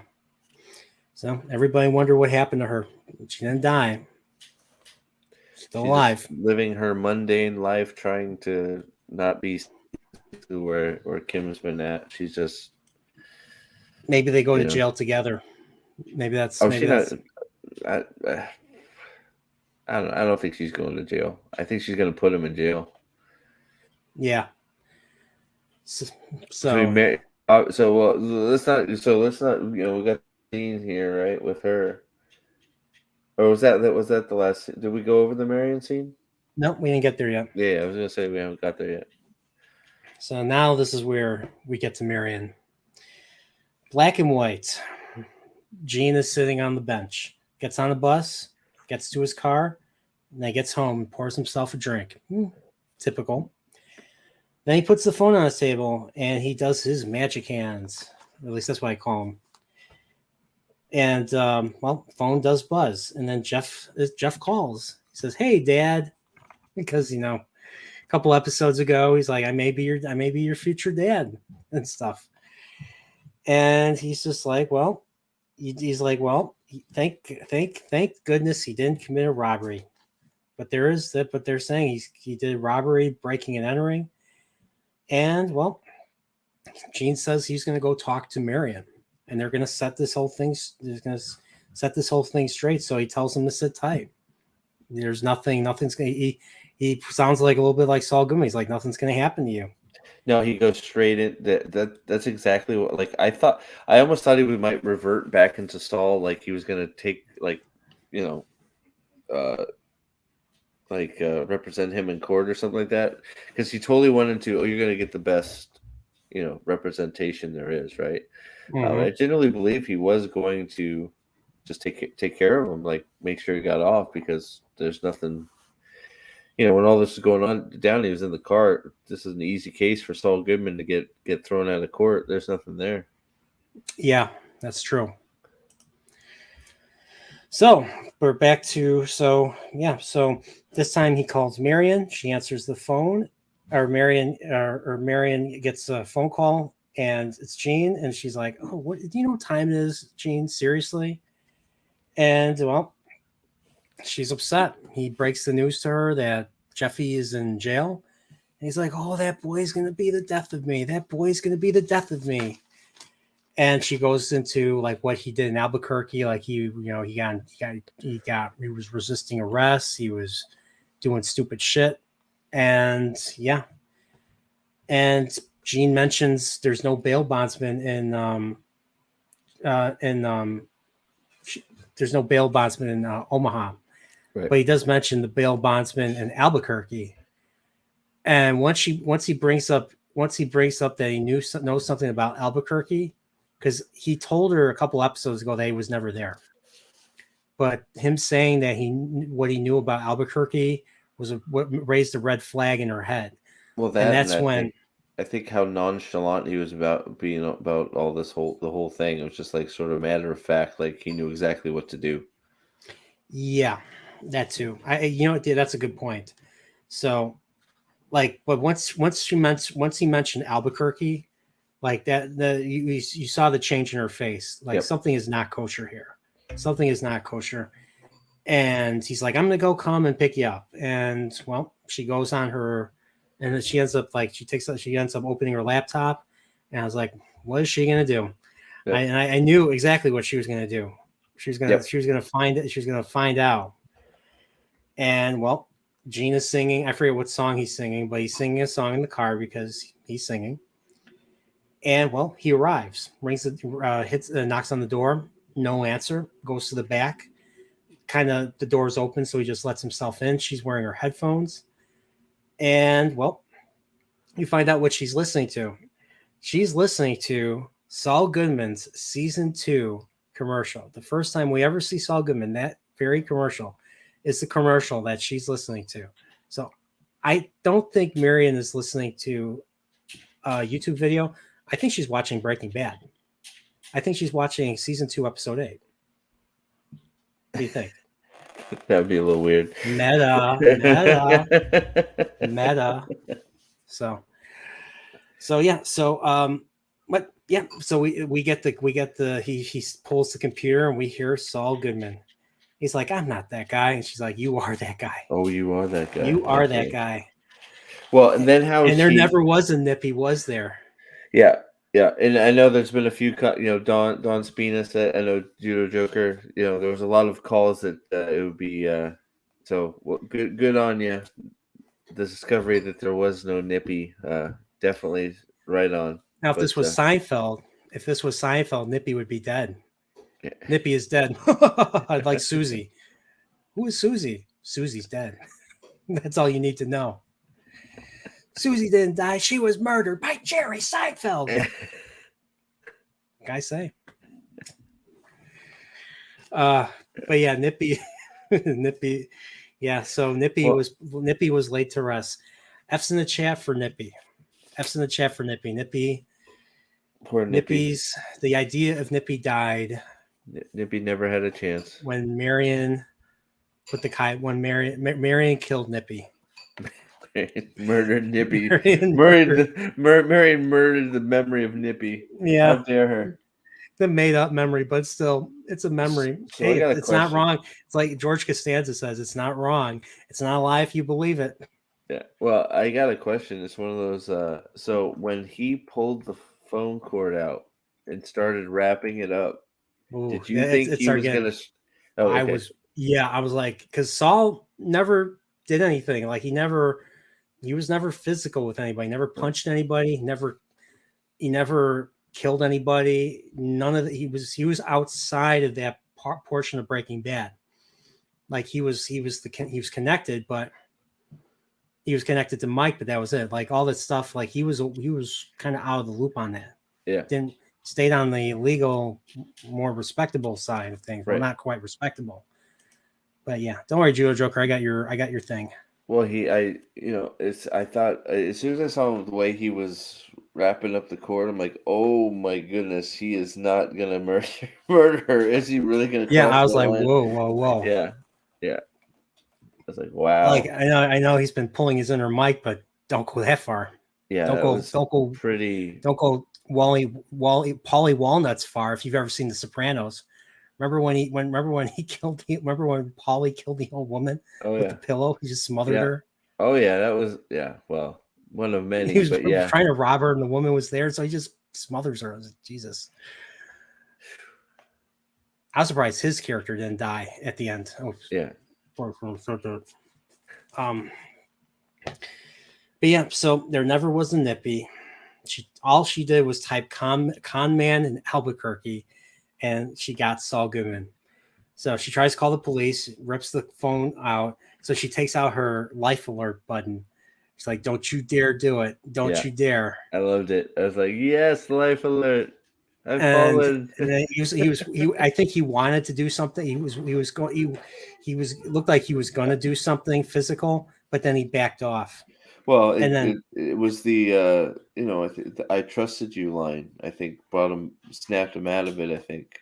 Oh, that's probably what it was. Just because made him think of Sandpiper and all those all the old because that's sort of there's a parallel there. They all trusted him, and as soon as he felt bad about screwing them over, he sort of put himself in harm's way to make sure they were done right. So I think that sort of snapped him out of like, I'm gonna kill you for self-preservation to what the hell am I doing, right? So so it was close though. I thought they had me believing he was gonna do it.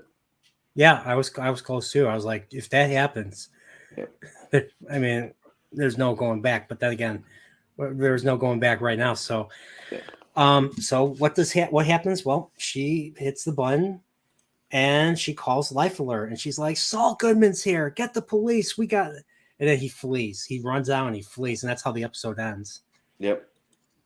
And that, so we get Then we get the premiere, or not the premiere, the preview clip for the series finale, and that is we see, I think it's Jimmy's old car from the whole show.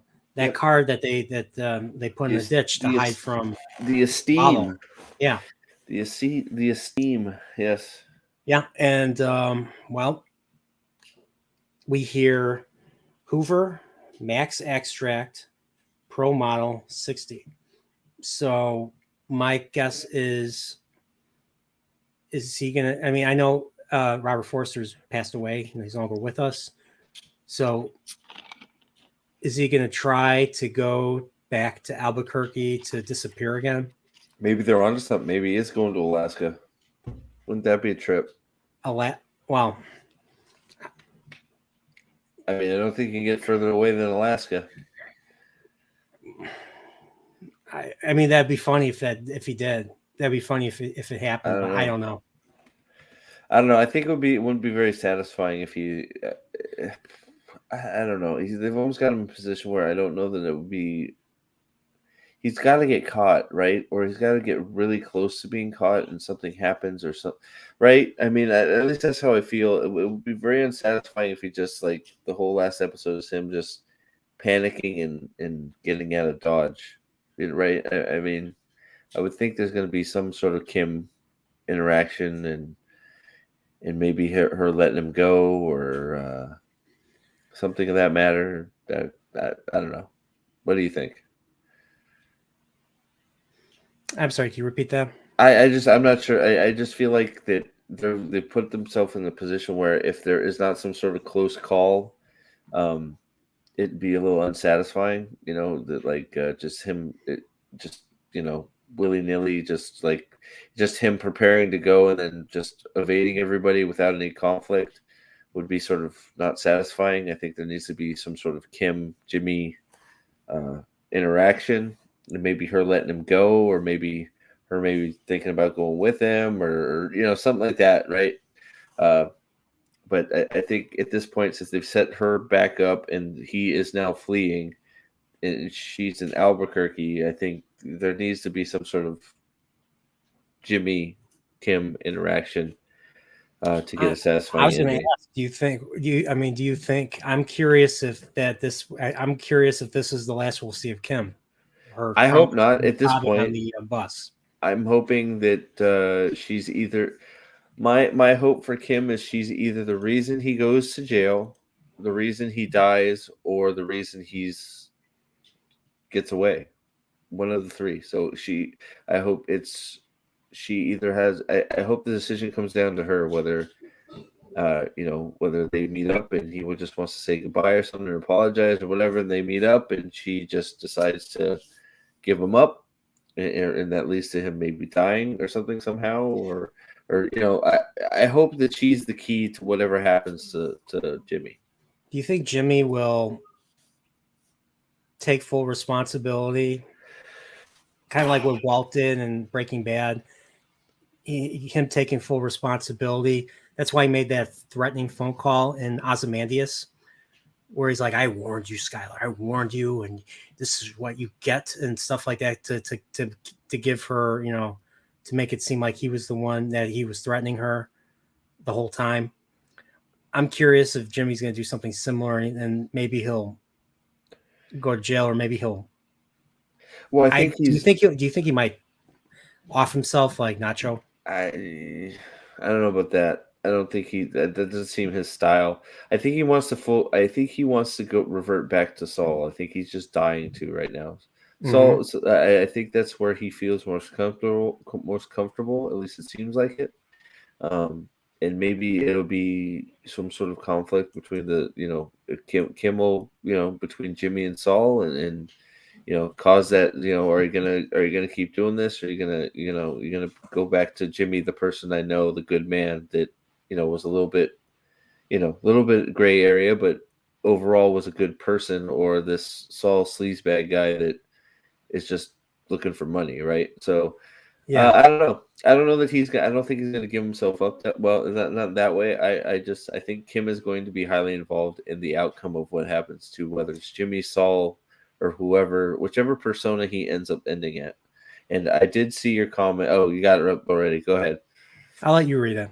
Steve, what are you talking? Oh, this is from, of course, the one and only Judo Joker.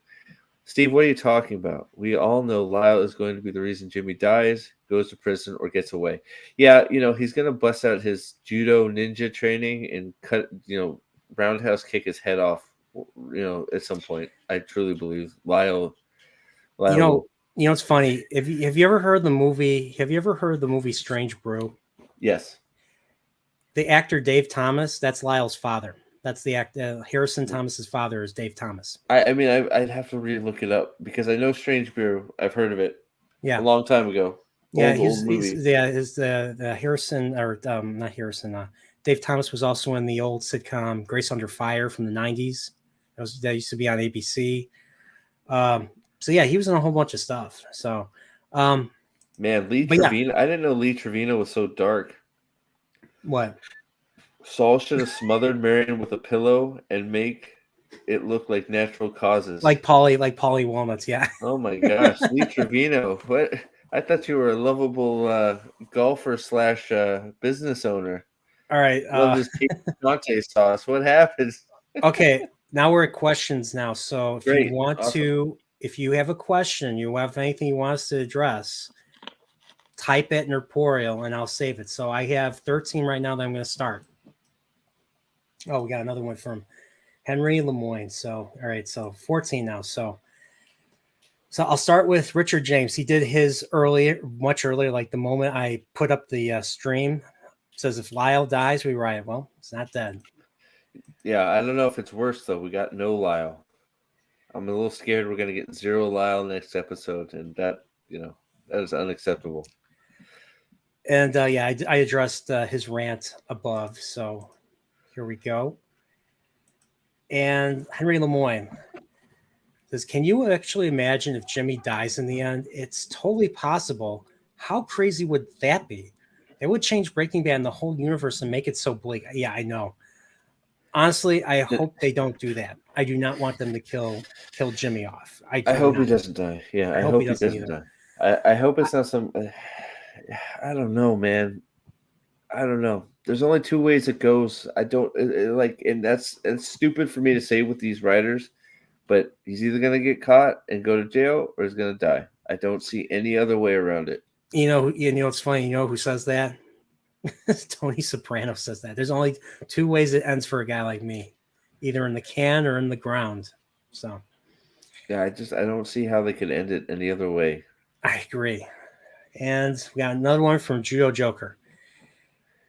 They didn't have Duke, so I got Miracle Whip versus the guy she told you not to worry about. It's wall-to-wall mayonnaise in here. Who's the guy she told you not to worry about? I'm trying to. Oh well. Oh, is that what they said in the episode? Oh well. Yeah. I'll have to watch that again. Input lane C. Oh no, you're Illinois people. Gonna have to end the friendship now. Not an Illinois person. No. What? Why? Not from Illinois. Not from Illinois. The land of Pritzker. I mean Lincoln. Sorry, excuse me. Lincoln. The land of Lincoln. No, I'm from all over this great state, so or country. I shouldn't say state. What am I talking about? Not Illinois though. Illinois. So last week I was caught up in the moment, busy trying to hear the convo, but this week really made me realize how dumb and feel calling Kim was. Guess that's what addicts do, though. But this week made me really think how dumb and feel calling Kim was. Oh yeah, I guess that's what addicts do, though. Yeah. Jimmy was addicted to Saul. Well, and Kim, I mean, he misses, it's one of those. What was the point in calling Kim other than just get that little? He had nobody because he had nobody. Yeah. He was alone completely. Yep. His life is, well, crap. All right, Henry Lemoyne says, was Jeff crashing the car part of the plan? Of the plan? It was implied that it was. See, I'm right there with you, Henry. I don't know. I'm giving Jeffy a little credit. I think I don't know. I think it's possible he crashed it on purpose. Come on. I still think it was panic. It could, yeah. It could. That's the beauty of it. It could go either way. Honestly, I understand the panic. I probably being Jeffy's personality, probably panic, but I don't know. I think they left enough open for it to be part of his plan to get Gene out of the house.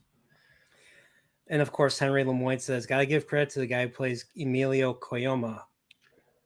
Dude looks exactly the same as after 15 years because the pilot was filmed in 2007. Oh yeah, wow, it was filmed that long ago. Wow, okay, yeah, no wonder why it looks so. Yeah, I agree. I totally agree. You're absolutely right on that." Judo Joker. I think Kim finally wants to feel the consequences of her actions. Yes, she does. She might be crying because she realizes nothing may happen to her. I agree. I agree. I mean, she hasn't shown. I mean, I shouldn't say any emotion, but she hasn't really, at least not what we've seen, let it out at all. She's just been bottled up. She's been the tough one, and and then she just sort of went into hiding and well, not hiding, just started living this mundane life. So, sometimes just it's a weight. She's been carrying this weight for a long, long, long time, and just a huge relief to get it off, right? Yeah. And it could be that too. It's like, I've done all this wrong stuff. I'm trying to be, I should be punished, and I'm not being punished. That's possible there too. Judo Joker has a really good point here. There's another thing that was a big red flag to Gene. Because last week when Jeff's buddy won't rob the cancer guy, he's like going in and his dog is barking, and he's like, "Shut that goddamn dog up," and it's like doesn't kind of that doesn't really make him seem like an animal lover, now, does it? Nope. So that was why that's kind of why they show her looking out like that. She's like, there's something off about that. So, like I said, yep. Carol Burnett brings down James Morgan McGill. Marion is much more observant than she let Gene believe. Yeah, I mean, she's got experience dealing with her son, who's been crime and stuff, and she knows. She tells Gene in the episode Nippy, that she knows bad influences when she sees one. Well, she was able to put the pieces together and spot that Gene is not what he seems. So Henry Lemoyne again. When Gene had the cord, I didn't think he was going to do anything. He was just trying to scare her so she wouldn't call the police. Well, she did. Pushed that button, called the police. I don't know. They did a good enough job making it look like he might seriously consider doing it. It looked like I thought he was going to strangle her. I was convinced the way he was doing that. I was convinced he was going for it. So, maybe. I mean, it could have been a bluff, or it could have been just he thought about it. Yeah. And again, Henry Lemoyne, I just realized if Jimmy goes to jail, he can take Jeff down with him because of that robbery they pulled. He could. He could. I don't know that he would, but he could. And he says Jimmy just can't help him, or Jimmy can't kill himself. Suicide has been done too much in the show. Chuck killed himself. Nacho killed himself. Howard allegedly killed himself. Something else has to happen. I agree. And then Judo Joker says wall-to-wall mayonnaise was what Jimmy said in the golf course when accusing them of being. Oh yeah, that's right. Oh, that's right. I forgot about that. Wall-to-wall mayonnaise. Even though mayonnaise, especially the Hellman's kind, has a yellowish tint. Man. So, so just good. saying. I totally forgot about that. Lee Trevino's getting wicked in the chat here, man. Oh my gosh. Hey, Lee Trevino, hit that nerd poor if you want us to. He should have knocked her out with a 7-iron and yelled 4. Woo. Oh my god. Oh my god. You guys are crazy. Getting cold. Hardboiled says, any finale cameos you're hoping for the next episode? Chuck, Howard, Mike. Oh yeah, no Mike in this episode. I was upset. Yeah. Every time there's a not like season 3, there were like 2 or 3 non-Mike episodes in that season. I was just like, why? But yeah, I'm trying to think. Howard, I don't think would have. Oh, that I want to ask you. Don't let me. Howard's on the brain, but I want to answer this before. I mean, Cranston's obviously going to be in it, right? We already know that. It's yes, some way. Could be because I don't think. I mean, it could be good to get. We could get a Mike, Saul, and Walter White scene. That could happen. I think it would also be cool if we got a Hank scene somewhere in there. Work Hank into it somehow. That would be cool to see a little Hank cameo, but don't know that could ever happen. I just want it to be organic, if it not overly forced. I think how they did the Jesse one this episode was fine. I like something like that where it's just like, oh hey, that's believable that happened during the Breaking Bad timeline and we didn't see it, right? I want to see. I do want to see Chuck. I want to see Michael McKean one last time. I want to see Mike again. Howard. Yeah. Bring Howard. Bring everybody back. What the hell? Just have a party. Bring Lalo. Get Lalo. Heck, maybe get Tuco. Get Tuco and just have him go crazy and punch a guy like Joe Pesci.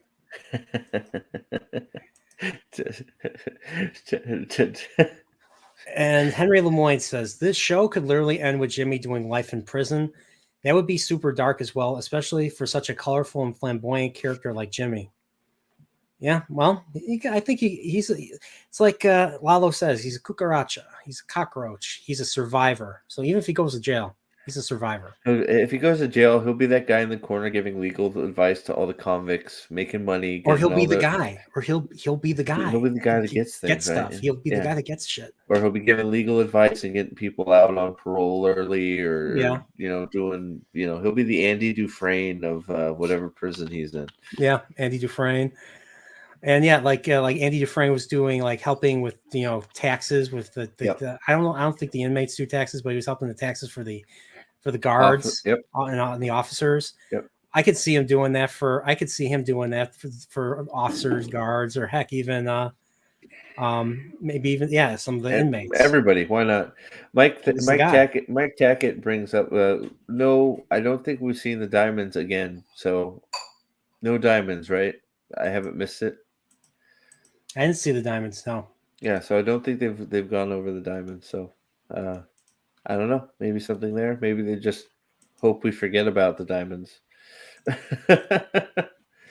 But yeah, I'd rather see him go to prison than to see him get taken to jail, or not. What am I saying?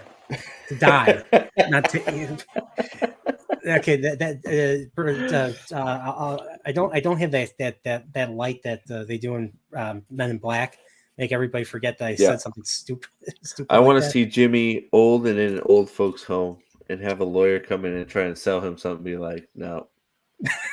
No. You're trying to con me. You're conning me. I'm Saul Beresford. You can't go. This is mine. You whippersnapper. Judo Joker says, my shot in the dark theory. Jimmy goes straight to Florida, no vacuum guy, just on his own to visit Kim. And she's not there because she's in Albuquerque. Yeah, I think she's gonna go to. I think she's gonna stay in Albuquerque, and then I think he's gonna go to Albuquerque because he better not stay in freaking Omaha after this. It has to end. It begins and ends in Albuquerque. That's what I think. Maybe he's gonna try it. So here's I want to throw this out there. Maybe he's gonna track Kim down, gonna get together with her, and try and see if she will do the vacuum export thing with him, and maybe she rejects him, and that's how he gets arrested. That's an interesting point. Just an idea. They'd have to. Yeah, I could see that. Yeah, happening. he risks it all. Goes to Albuquerque. Goes back to home base, and just for her, and she says, "No, I'm not. I can't deal with this anymore. We need to pay for what we've done." And then boom, they go. Well, at least Jimmy goes to jail. Maybe her too. Well, Magic Ace has got a question. Your homework, he says, your homework assignment is to watch a clip or two of Dorf on golf. Seen it. Everyone needs to see that in their life at least once. Okay, I'll have to check that out. I've Dorf seen it. on golf. It's hilarious. I've seen it, Magic Ace. I know exactly when you said Dorf, I knew exactly what you're talking about. All right. I gotta have to keep note of this now. Dorf. Oh gosh, what it was? So question: Tim Conway, Vincent Chiavelli, and Michelle. It's a 30-minute short. Now that at the end of Breaking Bad, right? We know that the laundromat has been made as a drug facility, right? Yes. Do you think they'll find Howard and Lalo? Well, we talked about it. So I forget who said. I don't know if it was Judo Joker or Henry Lemoyne or someone that said he's buried 6 feet under, probably 6 feet worth of concrete, and buried 6 feet of dirt under that. So probably unlikely. Yeah, it's true. So Judo Joker says, my take on Gene threatening Marion, I think he was going to kill her, but couldn't bring himself to do it to the first person to believe in him since Kim. I can definitely see that. I mean, they were getting along. It was almost like it made me think of, all the times, Jimmy got along with Mrs. Landry and all the other, Sandpiper, residents and everything. So it was just like, he gets along very well with old people. He's doing elder law until, he tried to scheme. One of his schemes ruined that elder law field. Life was so much better when he was just doing elder law, right? Yeah. I mean, but I think Seasons 1 through 3. I'm with you. I think he was going to do it, and then she sort of snapped him out of it with the I trusted you, and it sort of just it broke him. Yeah. And then after that, then she presses the button, and they're like, "What are you gonna They're like, "Oh, can we help you?" Yeah, Saul Goodman's here. There's a criminal in my house. It's Saul Goodman. It's Saul Goodman. What if they just show up and think she's got dementia or something? It's like, man, Saul Goodman ain't here. What are you talking about? Yeah, that's pretty funny. We got Henry Lemoyne. He's like, I'm not going to lie. I have a bit of a crush on Kim. She's low-key hot in a MILF kind of way. Yes, she is. She looks weird as a brunette, though. She got to stick with the blonde hair. Yeah, I agree. For me, anyways. For me.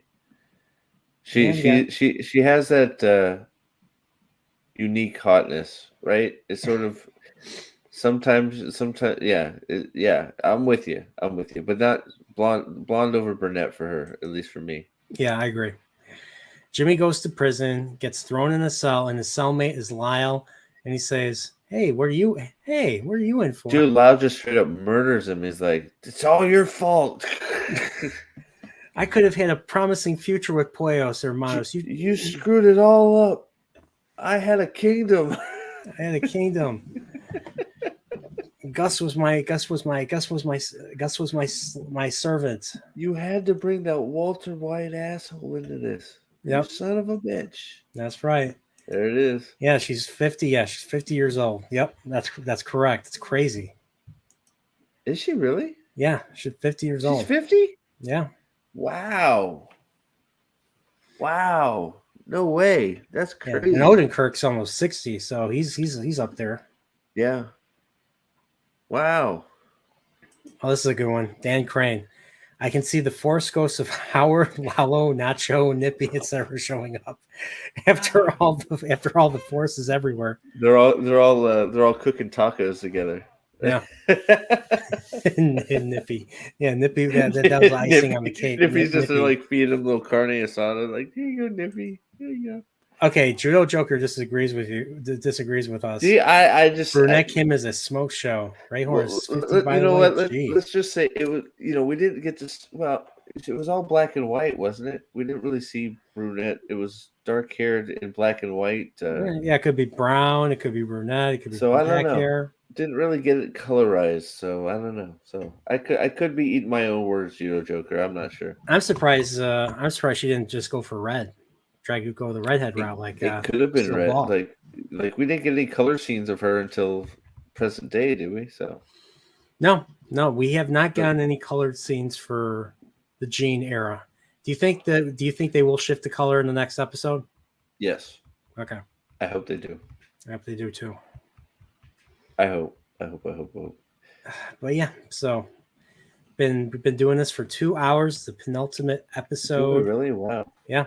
Good job. So next week is the finale. And like I said, you guys in the chat are invited to come on to the panel. We're gonna bring 1 or 2 people in at a time. And you will join me and Steve and ask whatever questions. Come with some questions. Tell us what you think of the show, the whole show in general. We'll probably talk about the entirety of, everything Gilligan verse wise, because as far as we're all concerned, this is it. They're not going to make any more shows or movies in this universe. I mean, that could always change, but so like I say, bring your headphones and let's talk. So we're gonna do the same thing like before. I did this last week with my Orville after show. I'll bring people on and we'll talk. And this will be after we discuss the breakdown. So we're still gonna do the breakdown, and then we'll bring people on. So yeah.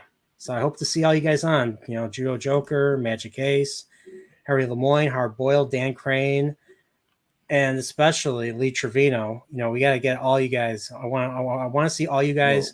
Bring your headphones. I want to talk to you guys. We got to get Lalo in here too, man. It'd be Lalo. Be an honor. But the problem with Lalo is he's going to ask me a question, and I'm going to tell him I'm going to answer him, and he's going to simply say it again. Yeah.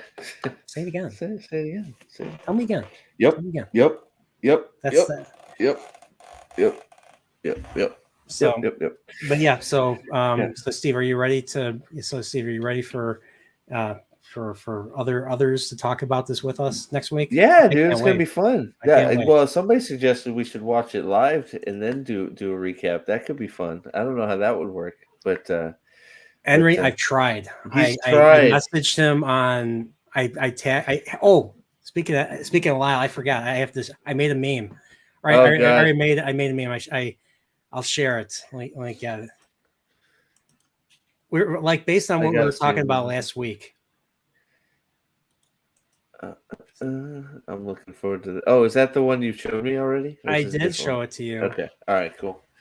All right. So I'll put this on. Let's see. Let's see. At Nerd, Kim's been haunted by a ghost asking her, "Have you thought any more about that confession?"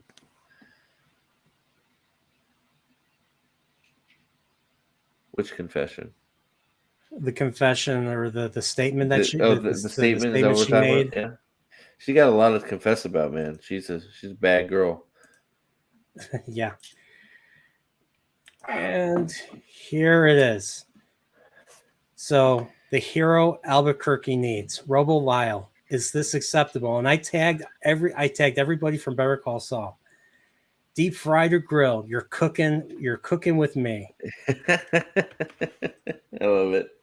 What do you guys think? You guys like it? It's probably one of the worst jobs I ever done with Photoshop. Or actually, I didn't even use Photoshop. I used Paint. I just simply traced. I just took his face because he's got a full head of hair, and there's still hair. You still see hairs there. I love it. Yeah, I love it. So, some of those memes are the best memes. They're just like, okay, I did the best I could. And I've not been okay. Judo Joker says it is acceptable. Yes, sir. Hardboiled says show will end with Price making Jimmy sit in a pie with the cobbler, the cherry cobbler. Watch. I don't know if you guys been reading Tom Schnauz's thing. His interview they did with the Hollywood reporter, but apparently Price is Danny. Remember, like Danny, the guy with the laser tag. Yeah. Yeah. Tom Schnoz basically confirmed that Daniel Warmold is the Danny. Yeah. But the thing is, they couldn't figure out how to write that into the show, so they Right. didn't. But Daniel Warmold is Danny. That's hilarious. And that's why Saul kept trying to sell the laser tag as a means of laundering the money. That's hilarious. So there you go. So, oh boy, awesome. So yeah, so I felt the need to share this meme and stuff. So it's a wonderful meme. I laughed right in my inbox. I laughed. So I'm gonna get my hands back on my knees here. All right, there we go. So yeah, once again, everybody. So any final thoughts on this episode before we close out the stream? I enjoyed it quite a bit. A little slow to get started, but once it got going, I enjoyed it quite a bit. Highlight was the one of the scenes in the slowest part of the episode, Mr. Yup, the boyfriend couldn't stop laughing. Just yup. It was just priceless. And yeah, no, I enjoyed it, and I think it did a great job. I think the best part is it did a great job of setting up this last episode. I think they got a lot to work with. They got a lot. They've wrapped up everything sort of in a nice little bow, and they've set themselves up for a nice little finish here. Okay, Magic Ace has a question. Jimmy and Kim reconcile. Saul says, "You ready?" They go in. Cameras pull back, and it's the vacuum shop. So that's I'm banking on something of that nature. It's either going to be that, them reconciling and going, Jimmy cooking it with Kim and suggesting this and her rejecting him, and him going by himself, or Kim setting him up and the cops are there and they either take him or them both away to jail. Yeah. I think that's, they got a few options here. So yeah, I'm open to all of them.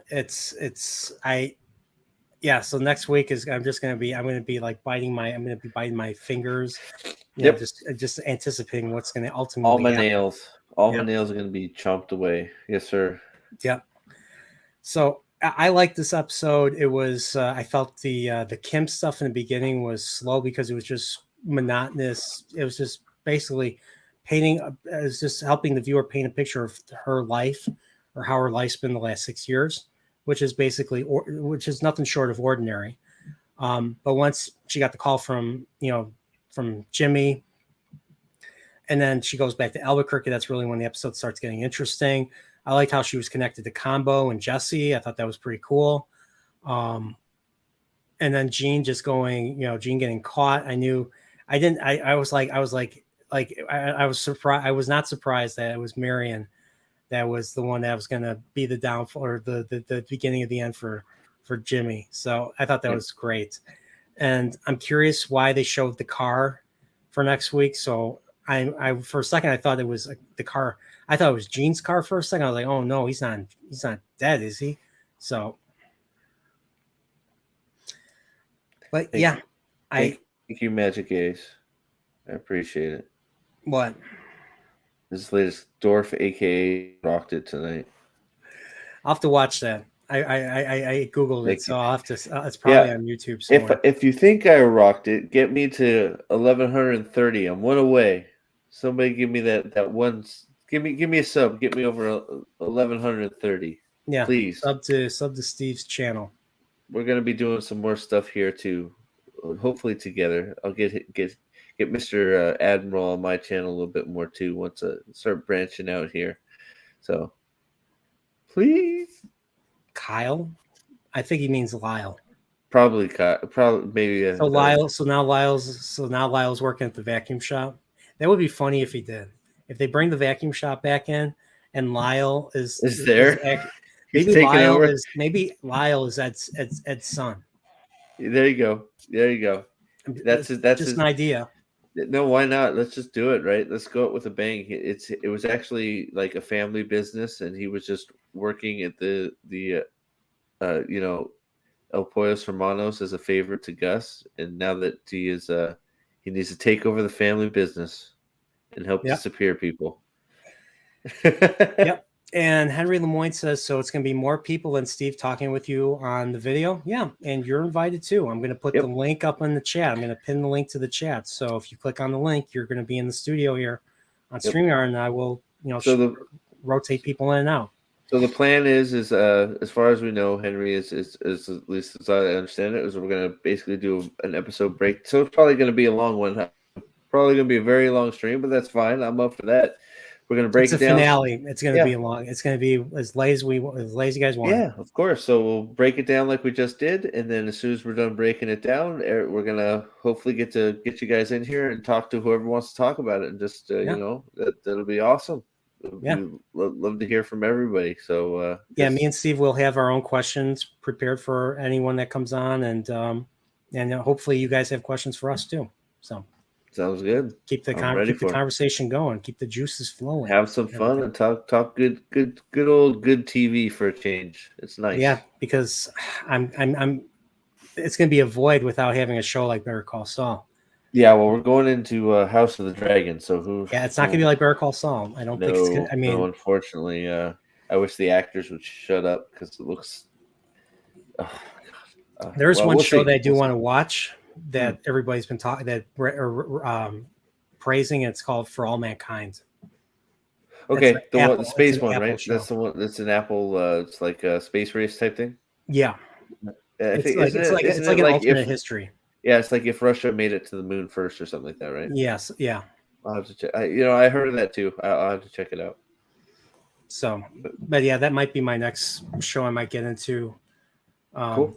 But yeah, and also because we're going to be ending Better Call Saul, if you guys want to, continue, still see me, talk about shows, let me know what shows are good to watch. Because there's so much stuff out there and it's hard to figure out what's good and what's not. Yeah, we're always out there. Always looking for good tips on good shows. This is the best way to find out about shows that are good that maybe have slipped through the rug, right? So, always love to get some suggestions. I found some great stuff. Yellowstone Magic Ace is amazing. I am halfway through season 3. Got time to get season 4. So, but Yellowstone is great. Okay, I agree. I'll have to check out. I've heard nothing but good things about Yellowstone. It's good. So, so what is Drew Joker saying here? Says, I think Schnoz is totally the type to just go, the price laser tag theory is canon when it was never intended to be just to troll us. Maybe. I don't know. If he said, I'm assuming, it's Schnoz. Yeah. Schnoz. That's how Lando became pansexual, basically. Someone asked the filmmakers if he was, and they are like, yeah, sure. Yeah, it's kind of like they put the idea in there and they're like, oh, okay, sure. I don't know what that thing is, but it's John not Lando. Kasdan. Yeah. You're going to review the last 8 episodes of The Walking Dead. I haven't watched The Walking Dead since season 8. Which, are you talking about one of the 18 million spinoffs they've done? I'm curious. If they make a spinoff featuring Jonathan Bakes playing Mike comes back to life. You know what they have not done yet? Walking Dead on the Starship Enterprise. There it is. Walking Dead in space. There was an Enterprise episode where season 3, where they come across zombie Vulcans on a Vulcan ship. So, there were zombie Vulcans in Star Trek Zombie Enterprise. Vulcans. Yep. That is awesome. Yeah. And there was one of the episodes written by Terry Matalas, who's going to be doing Picard season 3, and that's the season that Robert Meyer Burnett's been saying is going to blow everyone's minds away because, let's face it, Picard season 1 and 2 were I watched season 1. I hated season 1. Season 2, everybody hates season 2, and I didn't even watch season 2 because I hated season 1. So I'm a big Star Trek fan, and I did not like Picard. Picard soured my viewings of the older shows because they took characters from those older shows. They took a character that I liked and murdered him for the sake of shock value.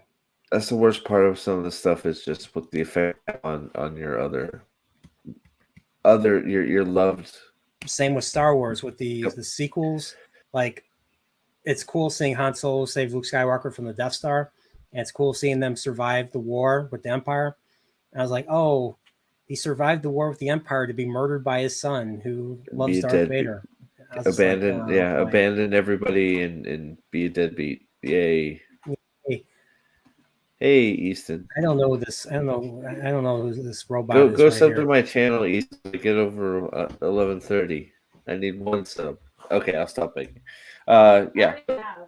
Oh, you already have. Hey, dang it. Yeah. So I'm looking forward to talking to everybody next week. So, Yeah. So you guys are all invited. I hope to talk to all you guys, and yeah, just tell us your thoughts, and tell me if you enjoyed. You guys have been coming on my shows, versus like there's so many other people that talk about this too. So I really appreciate you guys a lot. there you go. So Better Call Saul Marathon Watch Party. There it is. Dan Crane, to remind everyone in chat, AMC announced next Monday will be a Better Call Saul Marathon Watch Party, boys. That would be like a 24-hour stream. It'd be longer because there's like 63. There's 63 episodes of Better Call Saul. 62 episodes of Breaking Bad. 63 episodes of Better Call Saul. We got to get some super chats rolling for that for Nerpoyo for that one, man. Dude, that'd be like an EFAP type stream. We'd be just going at it. Yeah, I can't. I could not do that. But thank you, Magic Ace, for the $1.99 super sticker. And yeah, see you nerds next week. Yep, I agree. See you guys. So, but yeah, once again, love this episode. And if you haven't subscribed to Steve, subscribe to him. Steve, are you working on anything fun right now? You gonna have any streams soon? More streams with your older son about the Great Hunt, the second book in the Wheel of Time series? I already did that. So the you already did that. Recording, I think I'm not. Yeah, we already did that one because we happen to both be available. So that is actually live up on the channel right now. Just sort of going through. I mean, my channel started because of the Wheel of Time show. So thankfully, I've met a lot of cool people on YouTube. So I'm getting to branch out. So I appreciate that. You, sir, of course. But I just talked to him about the Great Hunt a few days ago. So that's the replays on the channel right now, Prophet of the Dragon, and we're going to be doing it for each book of the Wheel of Time. So starting Dragon Reborn, so we're going to do that and go from there. So and then I just got off. I'm off work tomorrow, so I have a few things going on. Then I'm off work, so I can actually start thinking about doing stuff for the channel again. Whenever I'm at work, it makes it really hard to do anything for the channel. So hopefully I can come up with some fun stuff to do. I know I may watch Primal and review it because I know that's my youngest wants to watch Primal with me because that's a really good show on HBO Max. I gotta watch it too. I've heard about it too. Well, hey, you should come on with me and Easton. We'll review it. Sounds all right. That's Primal. I think it's done by the same guy that did the Clone Wars. I think yeah. It's Have you seen season 1 of Primal? No. Yeah. So I don't even know what the show's about. Oh, it's I know there's dinosaurs. It's a cave. It's like a Neanderthal caveman with a raptor or allosaurus. I don't know if it's a raptor or allosaurus. I don't know. It's a dinosaur and a dude doing crazy stuff. It's awesome. I'm telling you right now, you're gonna love it. You should check it out. Plus, the episodes are nice and short. I think they're like 20 minutes, so they're not really long. So they're nice little featurettes, and you just sit down. And no talking, zero talking. So it's pretty cool. You have to check it out. Tell me what you think because I would love to review that on my channel. So definitely. Cool. Well, for me, Orville is done. Last week's episode, and they still did not renew it. So last week's episode felt like a series finale. No, I just watched it today. Yeah. Oh, did you? It did. Yeah, I watched it today. It definitely felt that way, but I know, and I don't know if he's just sort of fishing. But Seth MacFarlane's few recent comments about season 4. Depends on how they do on Disney because they're going to be on Disney Plus too now. And then a Ted prequel, which. But sorry, go ahead. Yeah, I'm going to try and get. I want to get another Trekporial stream up. So on Thursday, I want to do one where I'm going to be talking with another with someone I follow on Twitter, Trucker. He does an audio series for Star Trek Voyager season 8, which is all after they get back to Earth, because season 7 just ends with them approaching Earth and we don't see them like get debriefed or anything. So there's an audio show that this gentleman made talking about like what happens after season 7. So we're going to talk about the first episode in the show.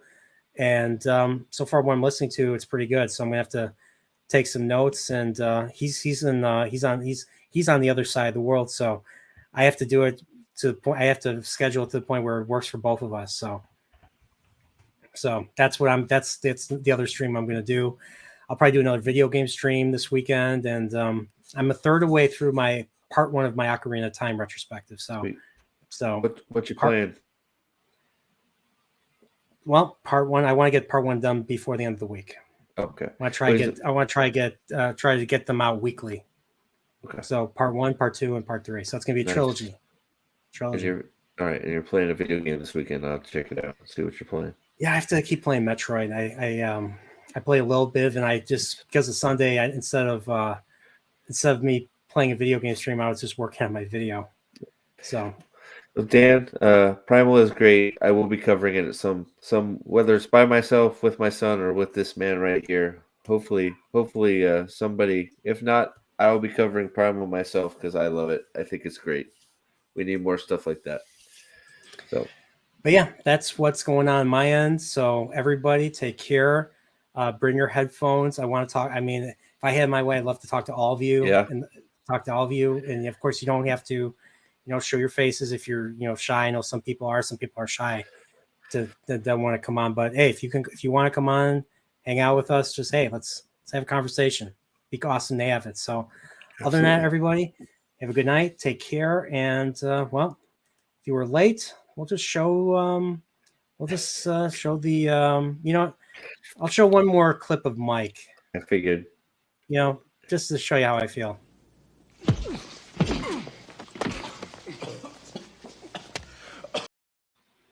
That's a Mike Ehrmantraut goodbye.